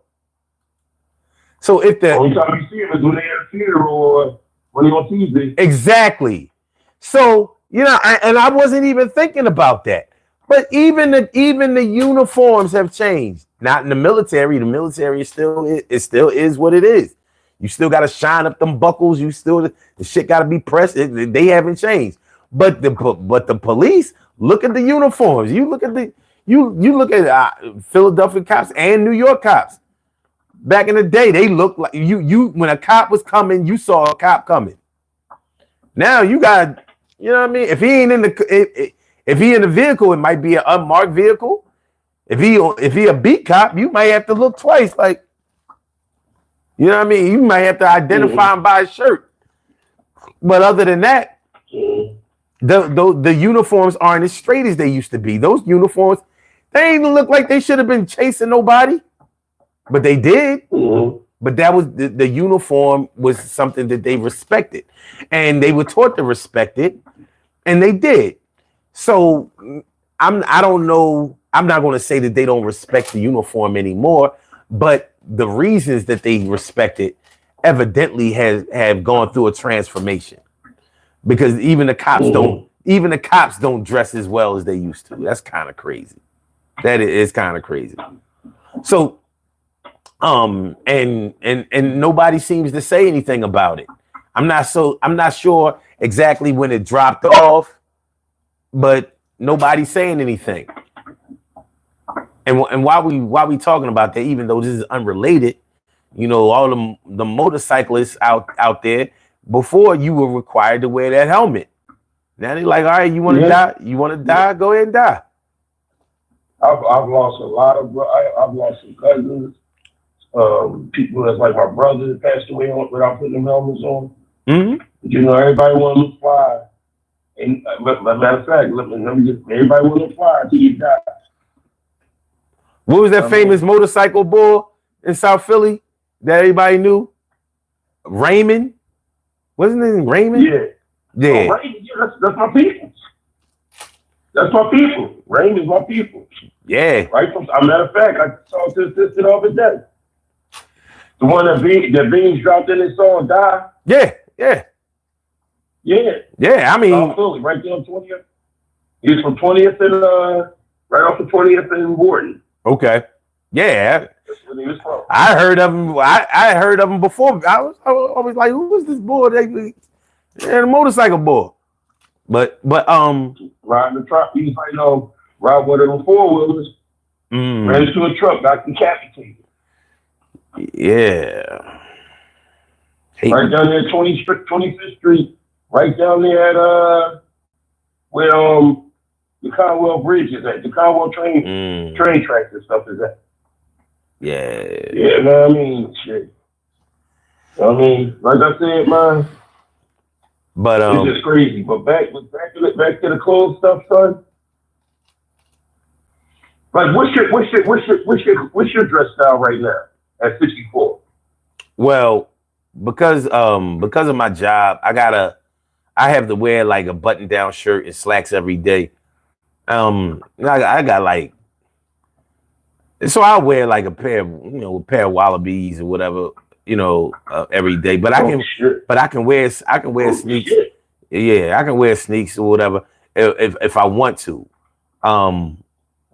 But yeah, I basically go with how I feel. When I was working on third shift, I would wear slacks and just like I can't wear jeans. I know on third shift I could get away with it, but I ain't do it. I respect the rules or whatever. But I could wear like any kind of sweatshirt I wanted to or whatever. But I would still wear slacks with them. But when I'm on the streets,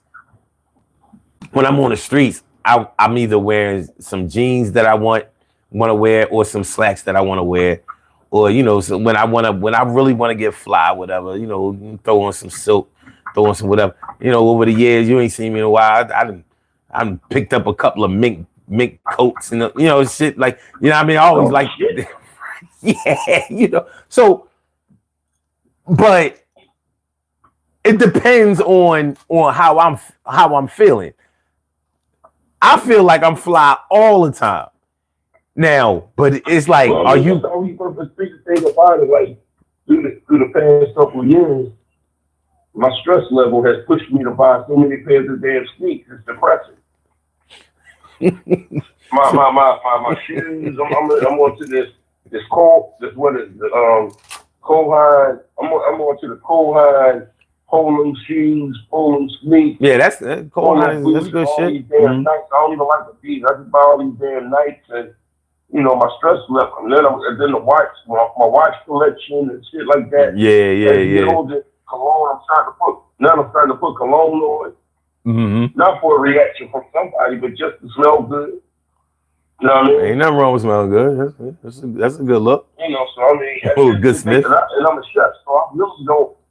I can't put my uniform on and try to get to work, but I don't go nowhere, so I just buy shit just to wear to work, and then take it off and just bring it back home.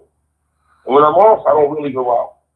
So I mean, it's like I'm buying shit just to have it. Well, look, at certain shows we used to go to anyway. I already know how you get down.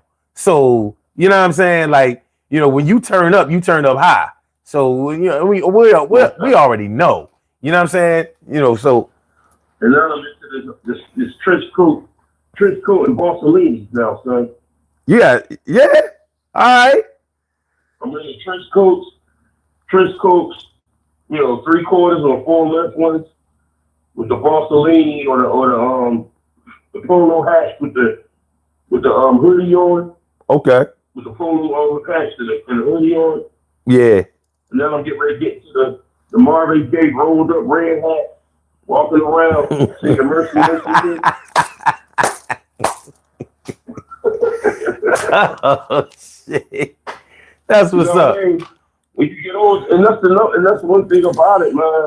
When you get older, people saying when somebody sit up here and say 54, you old. I'll say, listen, I've lost friends that haven't made it to 54.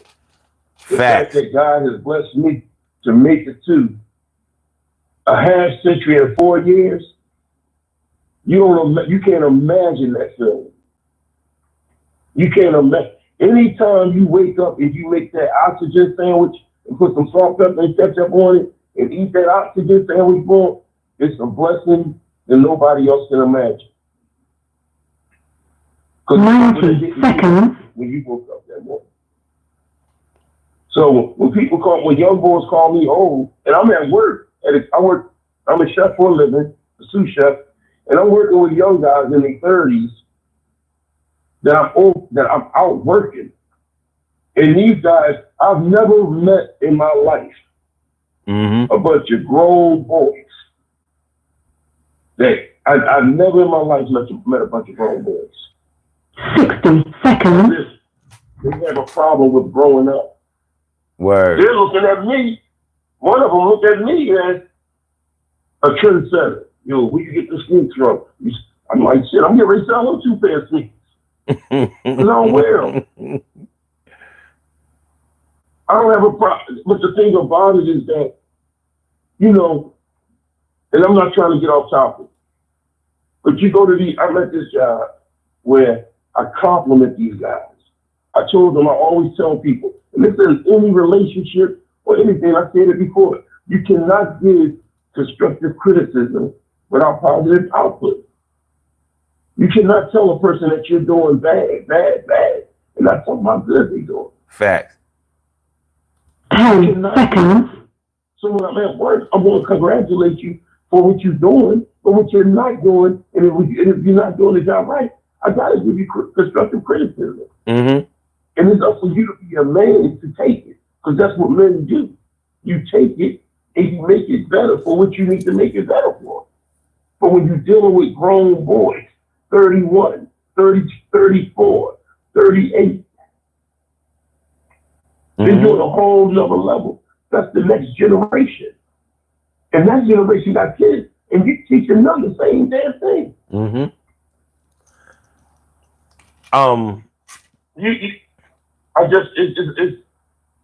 Sometimes it just makes me use big words, like it's a hypocrisy. You tell them. It's just so stupid. it's just so asinine, man, that you sit up here, you know, I dress according to how I feel, man. Well, Or I dress according to, I dress according to how my left ankle feel with the plates and screws in it, son. let me ask you this. Sometimes it allow me to wear a high sneaker. Sometimes it allow me to wear a flat sneaker. Let me ask you this. You know what I mean? Let me ask you this. Every year, let's say for the past 10 years, I'm being nice. For the past 10 years, around prom time, what do you think? What do you think about the little prom outfits that you've been seeing, male and female? Because to me, this has been telling the whole story about this generation. What have you been seeing for the past 10 years at prom time? Listen. And I hate to say this word again, but this is the only word that I can use to overemphasize the stupid shit you see during prom. Nigga. That shit that I see during prom. First of all, I just had a friend of the family block off. I think it was either last year or the year before that. Block off parts in South Philly. So they can have a camel or some type of. Oh no, not. Come on, son. No. We not doing that. No. We saw she not getting no shot. No. Nope. Nope. We not. No, she not getting no shine on this motherfucking platform. She doing well for herself. No. I only want to talk about the youth and these. Oh no, I wasn't talking about that person. You wasn't talking about Saudi? What's his name? Saudi? No, it's a whole nother person. You talking about the latest one? The latest one that beat Saudi? No, I don't want to talk about her either. Okay, well let me explain to you about the clothes.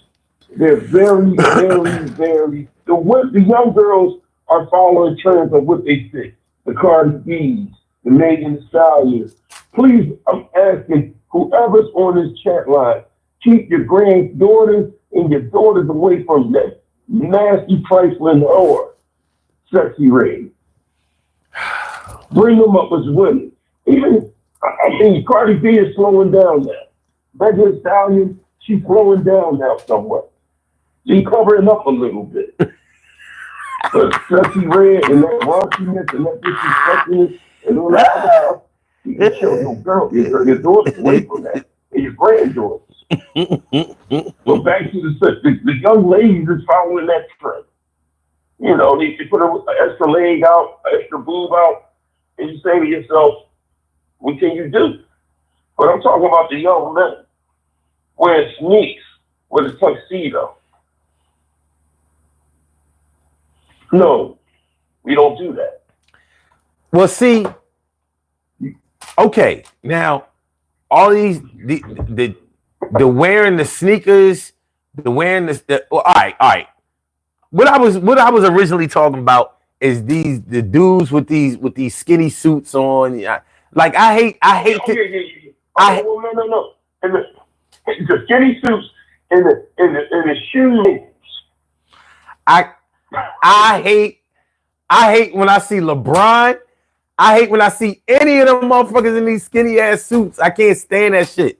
I hate it.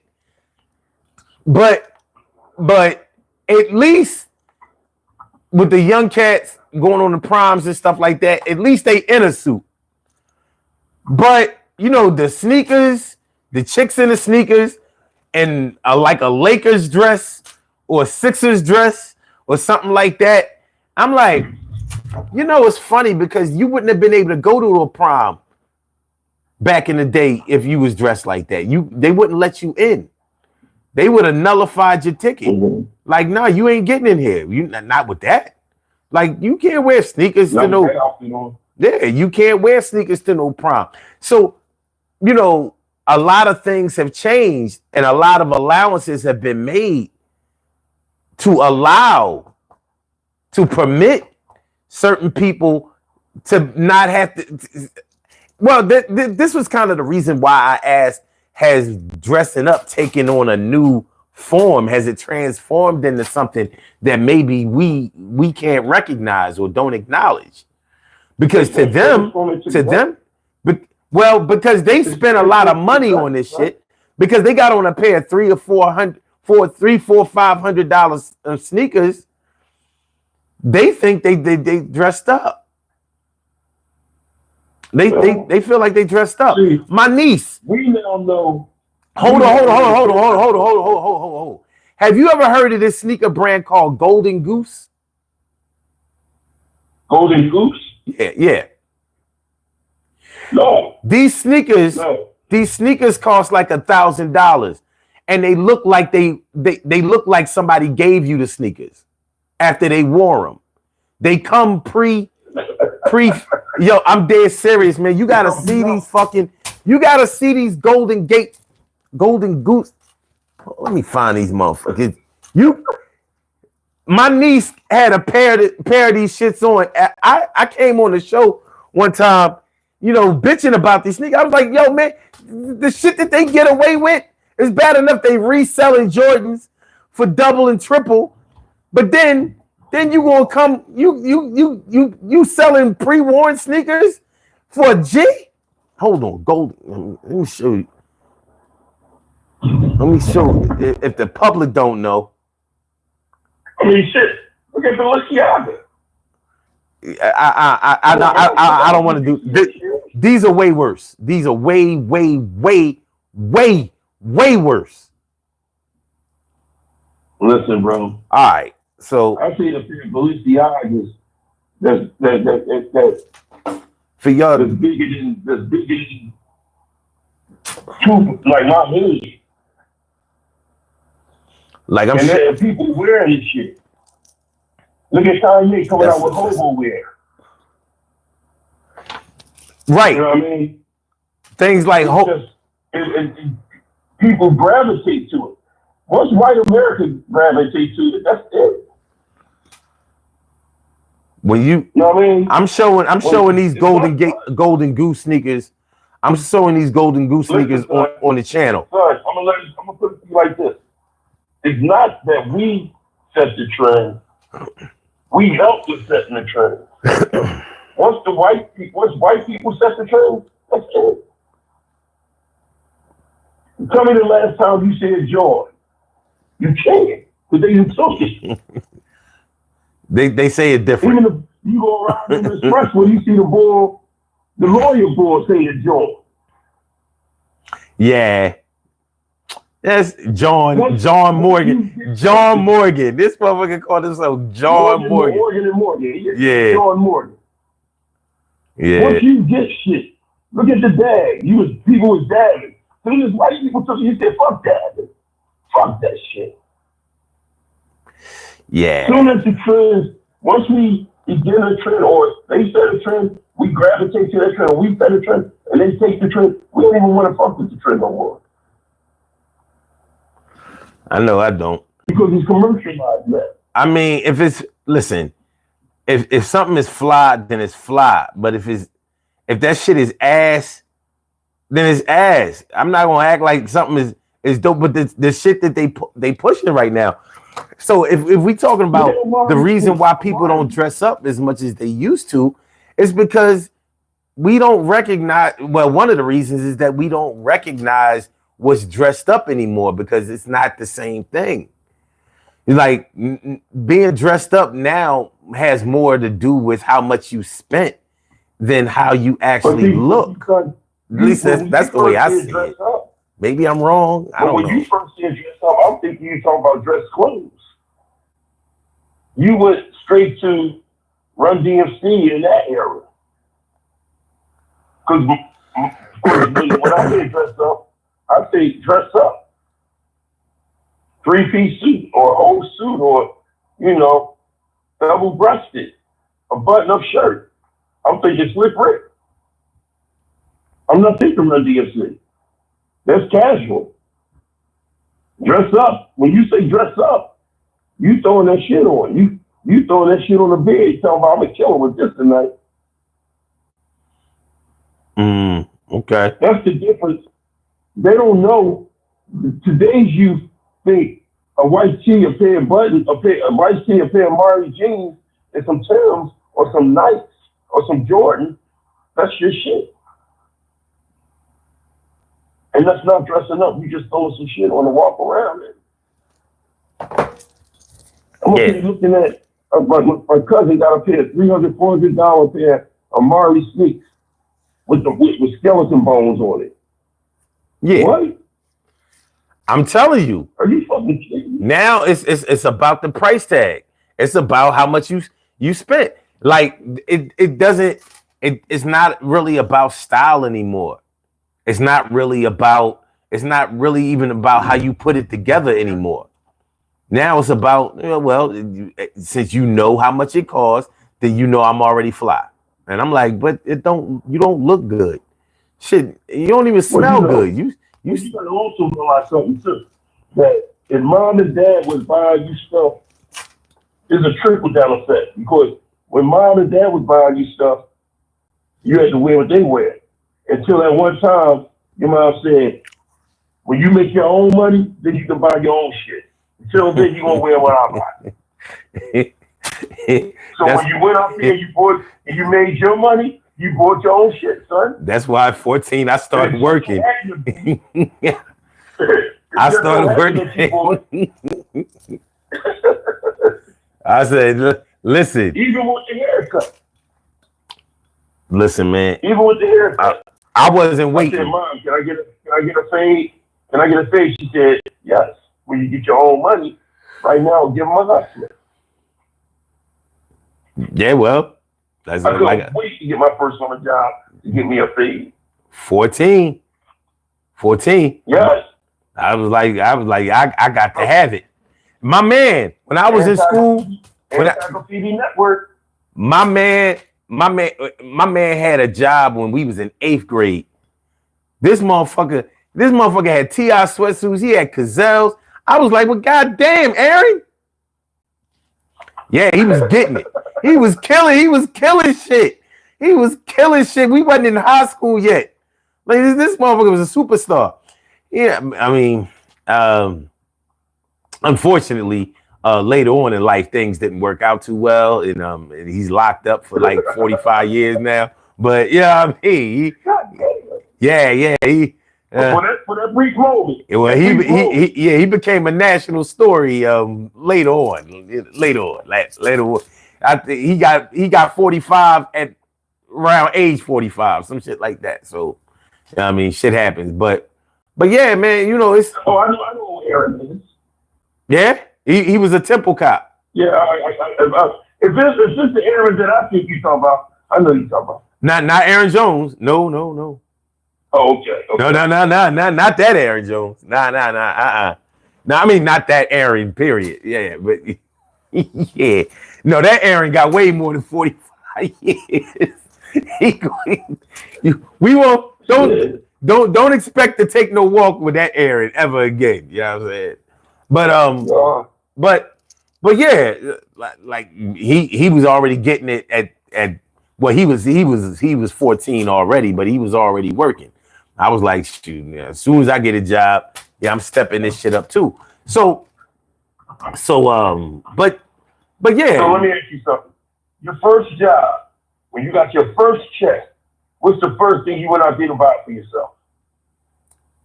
Pair of Reeboks. Okay. Yeah. Let me see. First check, I went Reebok. out there and bought myself, son, my first check. I think it might have been some shell tops. Okay. Either that or some elites. It was probably Elise because that was. Well, how old was you? 14 or 15? 14. Yeah, it might have been shells. It might have been a pair of shells. Or it might have been shells. Well, you sure it wasn't no top 10s? No, I ain't never liked top 10s. I think it was white shells. Okay. All right. Yeah, that sounds about right. And I think at 15 or 16, I bought some elites. Yeah. I bought some elites, and I got some with some the tabs on the front and on the back, so I wouldn't mess up the front or the back. Yeah. Yeah. Elise was 1986. So yeah. Yeah. Yeah. That was a good look. But I know one thing I did. I got my fade. Well, it was a taper at the time. It wasn't a fade yet. That was a taper. You had a taper. Well, taper, fade, whatever you want to call it. I got it. And I had to ask mom for the money to get that. Yeah. Well, you know what I mean, you got your barber right. That was a big deal. You know what I'm saying? You get that fresh cut. Yeah. Cause we wasn't getting our hair cut every week. That shit had to last for a couple of weeks at least. You know what I mean? Yeah. It was all for the games until that summer job was over with. And then you had to go back to asking mom again. Well, I got addicted to the money. I worked all year round. But I mean, my dad gave me my first job, so it was it was definitely a cheat code. Yeah, it was a cheat code. I ain't even go front. It was a cheat code. Well, not consistent. Ain't nothing wrong with it. And look, man, it's doing it now. What? You know what I mean? Shoot. It wasn't. What difference is between you and Brian? He got 2.1 million. Look, it was more differences than that. Look, at least Bronny get to play with the other players. My dad, I ain't get to swing a hammer or mess with a drill or saw or cut nothing with a saw. I ain't get to do none of that shit. Straight down the basement. What was you, D? Was you D from off of what's happening? Oh, I'm telling you. Nah, I was straight cleanup boy. My first job, get down the basement. Whenever we bought a house, so we had to do the clean outs. I was the clean out boy. So I knew if it was a refrigerator, then I knew I had to go to the store, get the bleach, get the soap and all of that. I had to wipe out that refrigerator. And that's whether it worked or not. My dad made me clean out those refrigerators, whether they worked or not. You know what I mean? Because he was about lessons. He was like, so, and I had to go. I knew just to go down the basement and start cleaning out that basement. You know what I mean? Pulling the shit out the basement, lugging it up the stairs and all of that. So I couldn't wear no gear to work. Until I started working at City Blue. That's when I finally was able to go. I was able to get dressed, and even then I worked in the warehouse. So yeah, you can fuck up your good shit if you want to, dummy. Yeah, I ain't get to work on the floor, but yeah, and that's another thing. Working at City Blue, you know what I mean? I'm around all this gear. I got access. So of course I was going to be fresh every day. And I'm going to be broke too. Oh, well no, cuz I could wear the gear for free. Oh, okay. Or if I wanted to take it home, if I wanted to own it, they just take out a little bit of the money out of my check every week. And it never hurt me. You know what I'm saying? So, they was Jews. They was about that credit. About that credit, like, yo, we will keep you strung over for the rest of your days. But yo, man, let's get ready to get on up out of here. It's almost 3. Yeah, we're gonna get on up out of here. But listen, man, I appreciate you calling in, man. I appreciate you coming through. Oh man, you want to do that, man. Without a doubt. But I wanted to unlock this topic tonight because I was like, yeah, we don't, you know what I mean? Instead of complaining about, because we just finished graduation time 2024 and prom shit, and I was like, every year I'd be like, man, y'all let y'all sons wear that bullshit to the prom. Y'all let y'all daughters wear that old crazy shit. I ain't even talking about the underdress shit. I'm just talking about so when you get older, you want to see, this is what you want your prom, your kids And your grandkids to see when you graduated, like, so grandma, you wore sneakers to your prom? Yeah, baby. That was the shit at the time. You know that script all the way up like that, grandma. I can see your kitty cat. Yeah, I I can't. mean, it's the same. Before you go, son, it's the same thing with music. I mean, look, let's think about it. You sit back, everybody go, hey, Dad, what song did you meet Mommy on? I met her on Loving You by the OJs. Loving You. And that's the shit. Yeah, well, and then you turn back around, years down the line, you be like, Mom, hey, Grandpa, what song did Dad meet Mom on? Oh, what is it? Let me see. Pound Cake. A pound cake by Sexy Red. Yeah, she got the coochie juice. Oh shit! I thought you was going to at least say "Get It Sexy." Yeah, you know that ass super fat. You ain't lying though. Matter of fact, I met your mom on WAP. Oh no! I was dancing for WAP. And I was on the back cover. That was my shit back in the day, baby. Same thing with music, son. I don't think clothes, music, everything he checked. You cannot tell me, you know, even the middle generation, even our generation. What did you eat? What song did you? I met Mom on the window to the wall, so the sweat dripped down my balls. Well, see, here go the thing. Man. You know, we grew up with a lot of heterosexuality. So it was a lot of boy meeting girl. That's all we knew. Now that's not exactly how it go. That ain't how it go. And it's crazy. But I mean, you have to act like you was blind or actually be blind to see that it ain't exactly like that no more. So you might not meet. You don't meet. I don't know. I don't think girls meet dudes at parties no more. They got to meet each other before and then go to a party. They don't exactly meet each other at parties no more because they don't really have parties like that no more. I don't. Hey son, I'm gonna tell you a story. My niece, she's I guess she's bisexual. So she came to the house with this butch lesbian girl that she's dealing with, and I was like, excuse me, can I ask you a question? She was like, what? What's wrong?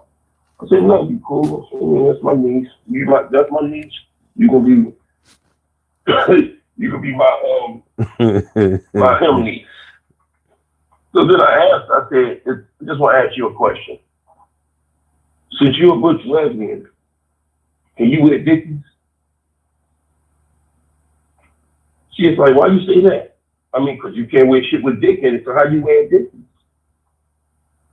She got mad at me and cursed me the fuck out. Know what I mean? Yeah. You can't wear dickies. You don't even like dick. And I think that if you're a butch lesbian, and you got a great body, that's just a waste of activity. I can't. All of that is you wasting on a woman. I don't understand it because you get with a woman and then you have sex with a woman and then she put a strap on and now you're with a man. Well, see, the thing is, It makes no difference. I used to always wonder how come the butch chicks used to be so overprotective. Are they girls? I didn't understand why they used to be so aggressive. Like they was really ready to challenge a man, and I didn't know. I didn't know one of them in the relationship always liked dick. I was like, oh, I didn't know that shit. I'm like, what? Well, why? I mean, so you on team? That's what I'm saying. Like, so then I'm thinking, like, all right, well, even if she like dick, she must not like the temperament of a man. So that's why she's with a woman. But then she's with a woman who is acting like she has a temperament of a man. So lesbianism is too confusing to me. I mean, well, like I'm like, y'all not tell me that sometimes I just wonder, is there a short yellow bus in the back with some helmets for them? Because I don't Listen, man. understand it. Listen, I mean, evidently there's an attraction somewhere. So I mean, there's that. Yeah? So I don't know. It's just I mean, to each his own. I'm not here to judge, but the comedian in me is going to talk about it.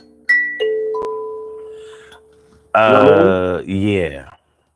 I mean, look, I mean, listen, you know how I used to be, man. You know what I mean? I talk your head off about this shit, but I'm like, fuck it. I'm not changing nothing. I'm not moving nothing. I'm not making the needle move one fucking millimeter. So I'm like, look, I keep my feelings to myself. You know what I mean? Y'all do your thing over there. I do my thing over here. Everything good. But I already know. And one day things are gonna gravitate towards where they used to gravitate to, or where they supposed to gravitate towards.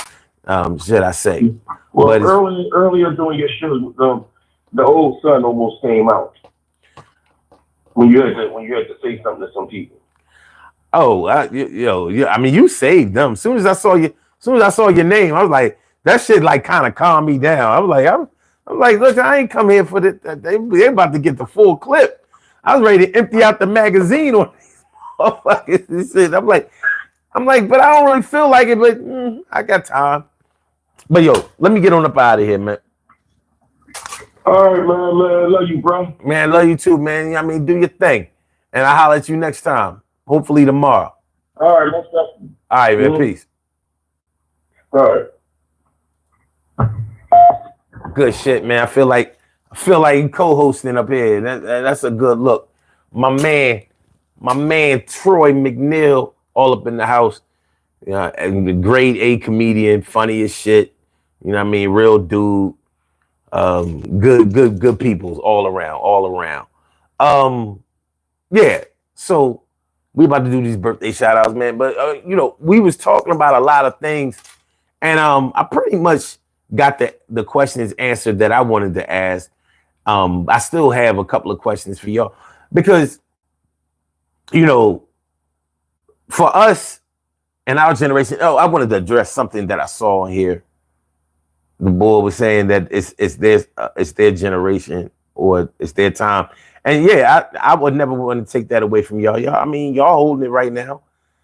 I just don't understand what y'all doing with it. You know what I'm saying? Like,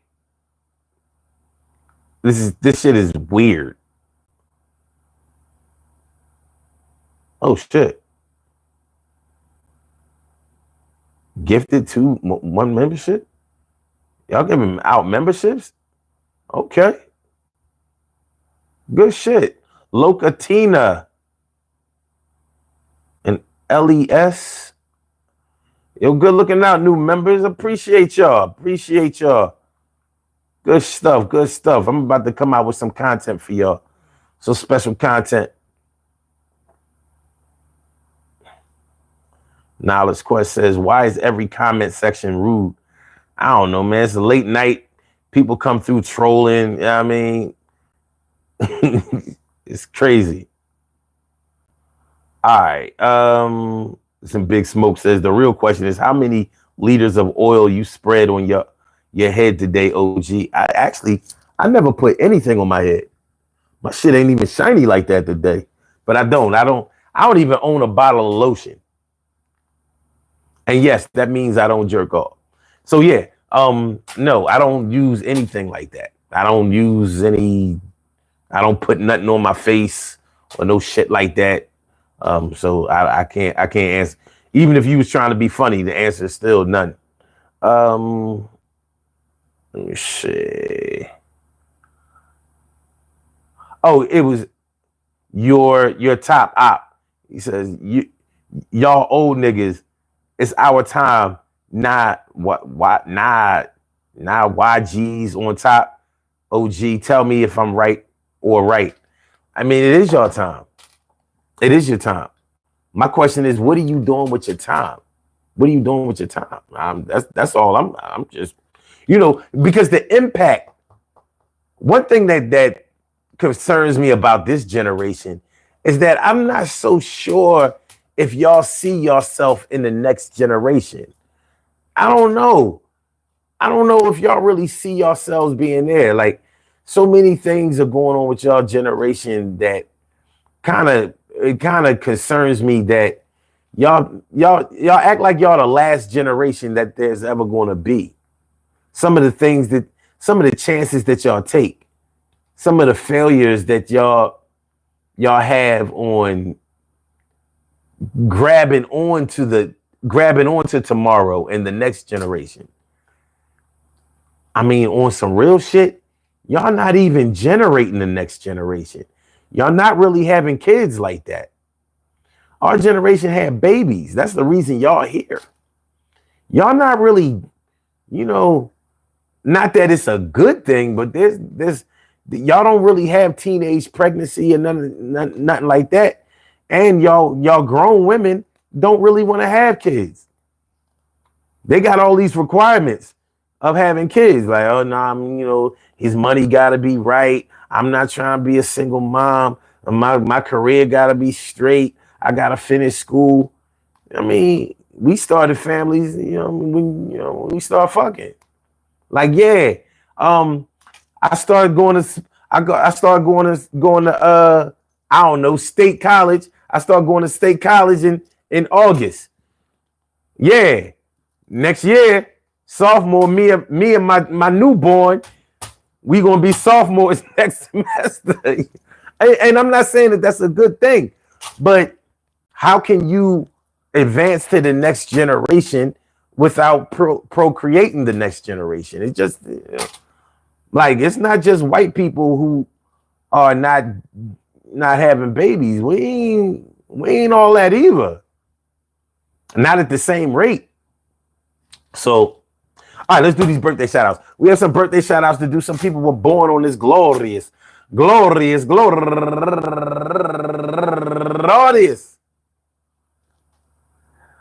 August 27th, and they deserve to be acknowledged. So let's go about our business of acknowledging them and making them feel special because they are special, because they are special, because they are SPECIAL. They get the RESPECT. They are SPECIAL. They get the RESPECT. They are SPECIAL. They get the RESPECT. They get number one out the box, Jermaine Jackson Smalley. Happy birthday to you, ma. And also Dime Blackwell. Happy birthday to you. And Denise Payne. Happy birthday. And Yasmina Saunders. Happy birthday to you. And Toshiba Jesse Stevens. Happy birthday. And Robin DeGrace. Happy birthday. And Nicole Pride. And last but not least, oh, no, wait. And Katrina Simons. And last but not least, my girl go-getter Joanne Snell. I want to say happy birthday to all of y'all. And I hope that today finds you all in good health, happiness, mind, body, soul, and spirit. And that goes out to each and every person out there born on this glorious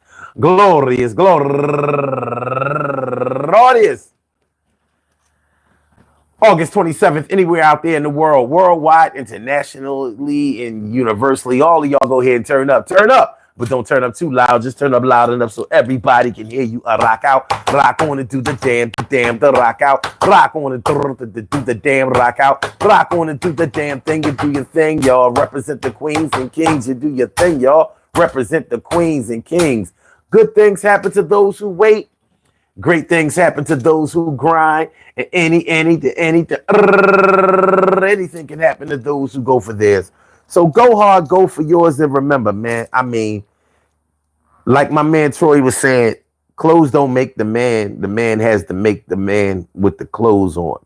However, your presentation is anything that shows your talent, your abilities, your looks, your attitude, your feeling, your spirit, your aura, your soul. That's your presentation. If you choose to dress it up, if you choose to decorate it, if you choose to iron it out, straighten it, if you choose to wear it wrinkled, tattered, dirty, cut up, whatever, it's really up to you. I'm not here to talk about what you have the freedom to do or whatever, but dressing up used to be a big thing. Of course, you don't want to. I don't want motherfuckers to be like Steve Harvey and wear suits everywhere they go and never be seen in any type of regular gear. But there used to be opportunities to show up and show out and show your best, whatever your best was at certain times. It just doesn't seem like we have as many opportunities or necessities to do it as we used to.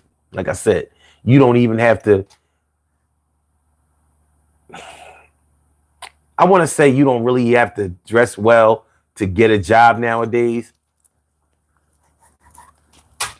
I don't want to say it, but I remember in what was it? 2019. 2019, I was working for this company out in Collegeville, Pennsylvania. And I was getting ready to leave this company to go work for another company. But before I went, I was recruiting these new employees.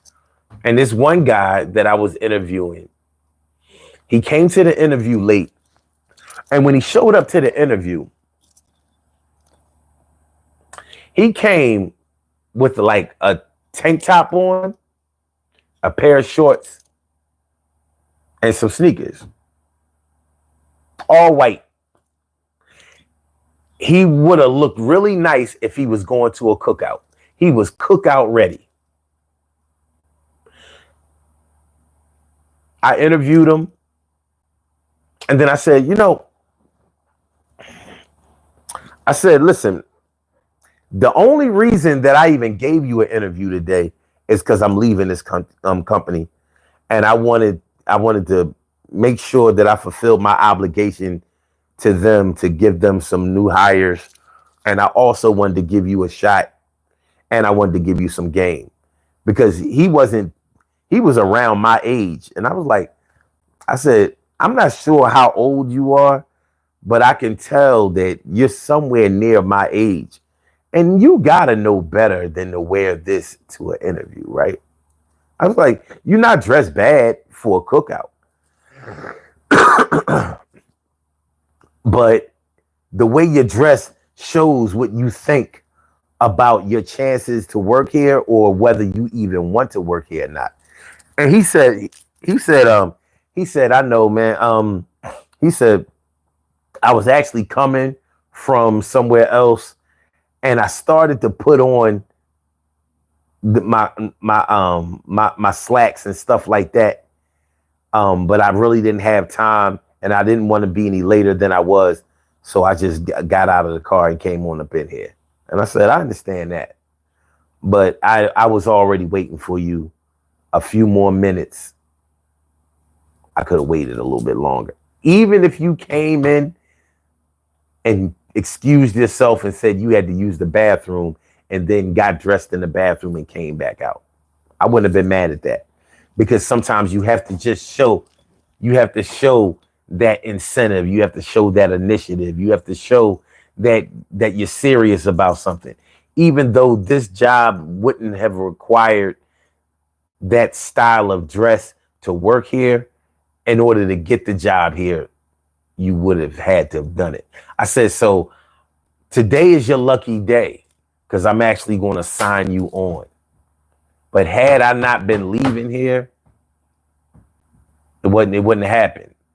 I would have given you a little game that you could have used with your next interview with somebody else.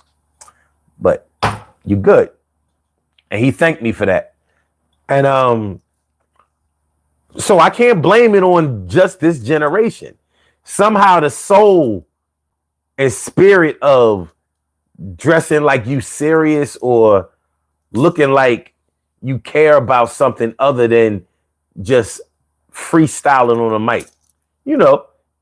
Any rappers out there, any musicians out there, any artists out there know that there's a difference between what you write and what you come off the head with. Now you can go to a jam session and you got a bunch of musicians there that just bounce off of each other and they can make some shit sound dope. But when they rehearse and they get their routines down and everybody knows what they're supposed to do and where they're supposed to be, it's going to look a little different than when everybody was just looking like they was in, you know, in Charlie Brown Christmas. You know,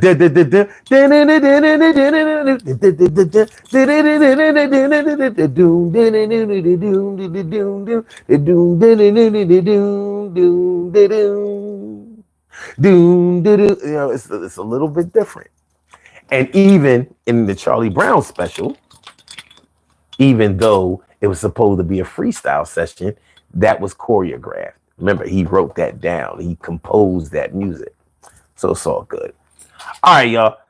Listen, I want to thank y'all all for coming through. And I want to tell y'all how much I appreciate our new channel memberships. Appreciate y'all to death. Let me give y'all a little something. Give y'all a little something before we get on up out of here. Little something for the new members. For the new members.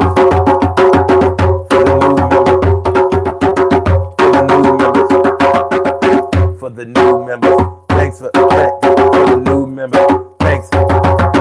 New members. New members.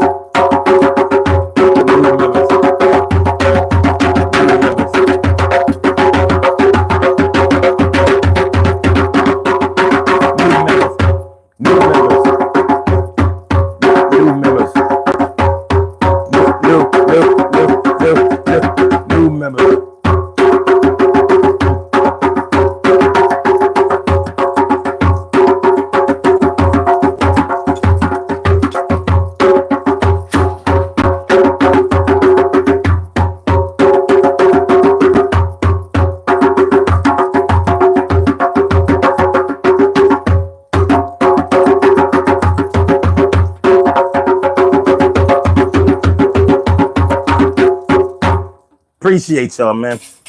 Peace to all my day ones, my everydays, and my brand news. I love y'all to death. Resuscitate y'all. Love y'all right back to life. We will be back tomorrow night with another Daily Go Get 'Emism show. So make sure y'all come on through because we gonna be talking some fly shit, real fly. You know what I'm saying? So hit the like button, share the show, subscribe to the channel. If you haven't subscribed to the channel yet. Peace one. Oh, wait, man. I'm always jumping the gun. First of all, let's get Blog Talk out of here. So Blog Talk, we gonna get you out of here. Yeah. And let's take off our clothes. No, y'all ain't gotta take off your clothes. Take off our uniform. You know what I mean? We can leave our street clothes on. Yeah. Cause I'm getting ready to clock out, go home. Y'all can take y'all shit off y'all too. I want to thank everybody for